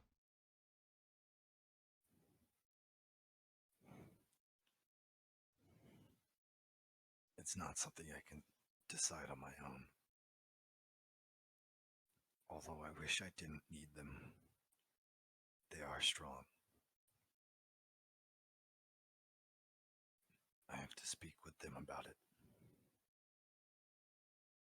Then the next time we meet, come back here. I will be in town for another few days. If I bring them this time, is that okay?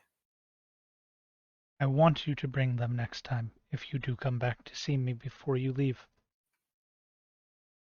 Because if you need my help doing this, then you will need to be prepared. I will have my party draw you a map of the palace. I will have them get you the times that the Sultan is in different portions of the palace, times when the guards shift. I will set you up as best you can for success, and your party needs to do this quick, and they need to do it quiet. Because I do not believe that you are yet strong enough to fight an entire palace guard by yourself. But if you can succeed while I have the Ascendant out of the palace, then I, with probably some help from Namora, can have that daughter of his that you made acquaintance with take the throne and correct this.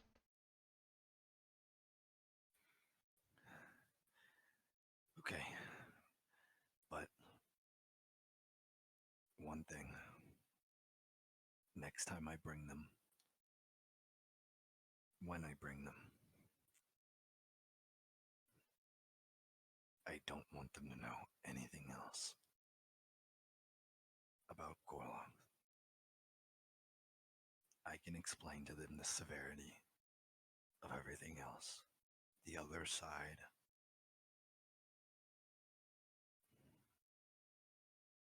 But they must not know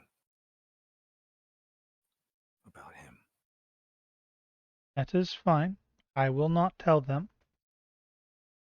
And if you can accomplish this for me, because that is why I'm here, is to see if this is something that I could stop, but I have realized that it is not something my party and I can do by ourselves. I do not wish to be indebted to another Ascendant. Then what I can do for you is I will tell you a hint where you can find one trial.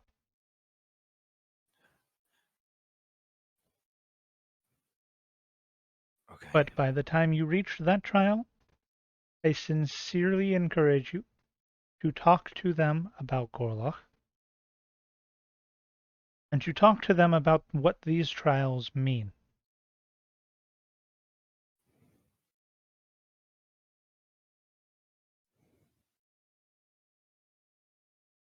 I'll figure it out. And I'll be back with them.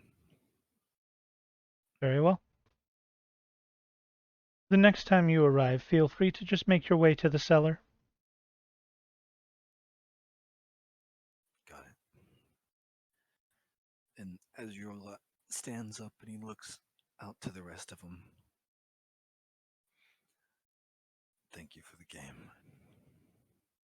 I hope you all can meet up again sooner rather than later.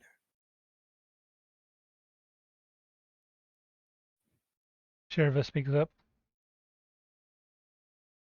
Well, if your party can accomplish what he seems to think you can, if we had 5 more people that were anywhere remotely strong as him, I don't think it'd be a problem if he hung around us more.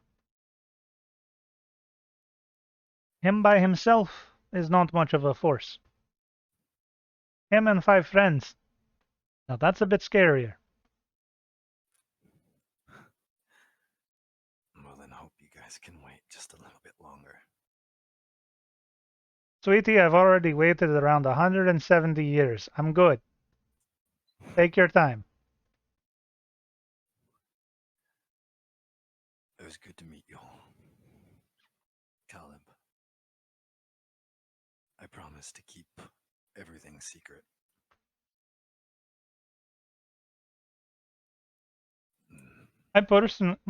I personally don't care. You can tell them about me. I was meaning more to the world, but Oh, okay. but I'll see you in a couple of days then, when we're ready. Caleb nods his head. It was a pleasure speaking with you. Sherva seeming to take the biggest liking to you. Oh, and if you decide you don't like Gorlog, or whatever his name is, she flicks you a coin. Consider Gond, god of craft. Very good for enchanters. look down at it. What is it? What does It it is look a like? coin of Gon's holy symbol. Which is a what? And how do you spell Gond? Gond is Gond. Okay.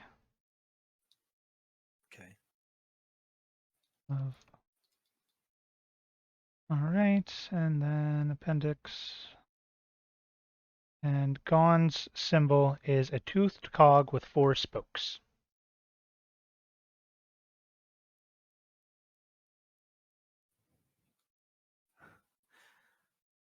Wow. This definitely takes me back, but I'll keep it in mind. And I put it in my pocket.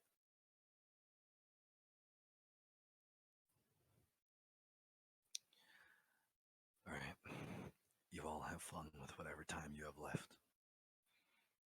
And he starts walking to the stairs.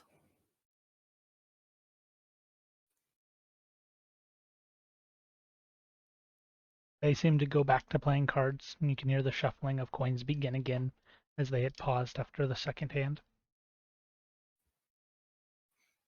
And walks up on out. If the door is open, he opens the door. It's easy enough Quickly. to open, it just pushes up. Okay. And he quickly closes it. And then walks to the inn. All right. Is there anything else that you needed to do that Yorglot would need to do by himself?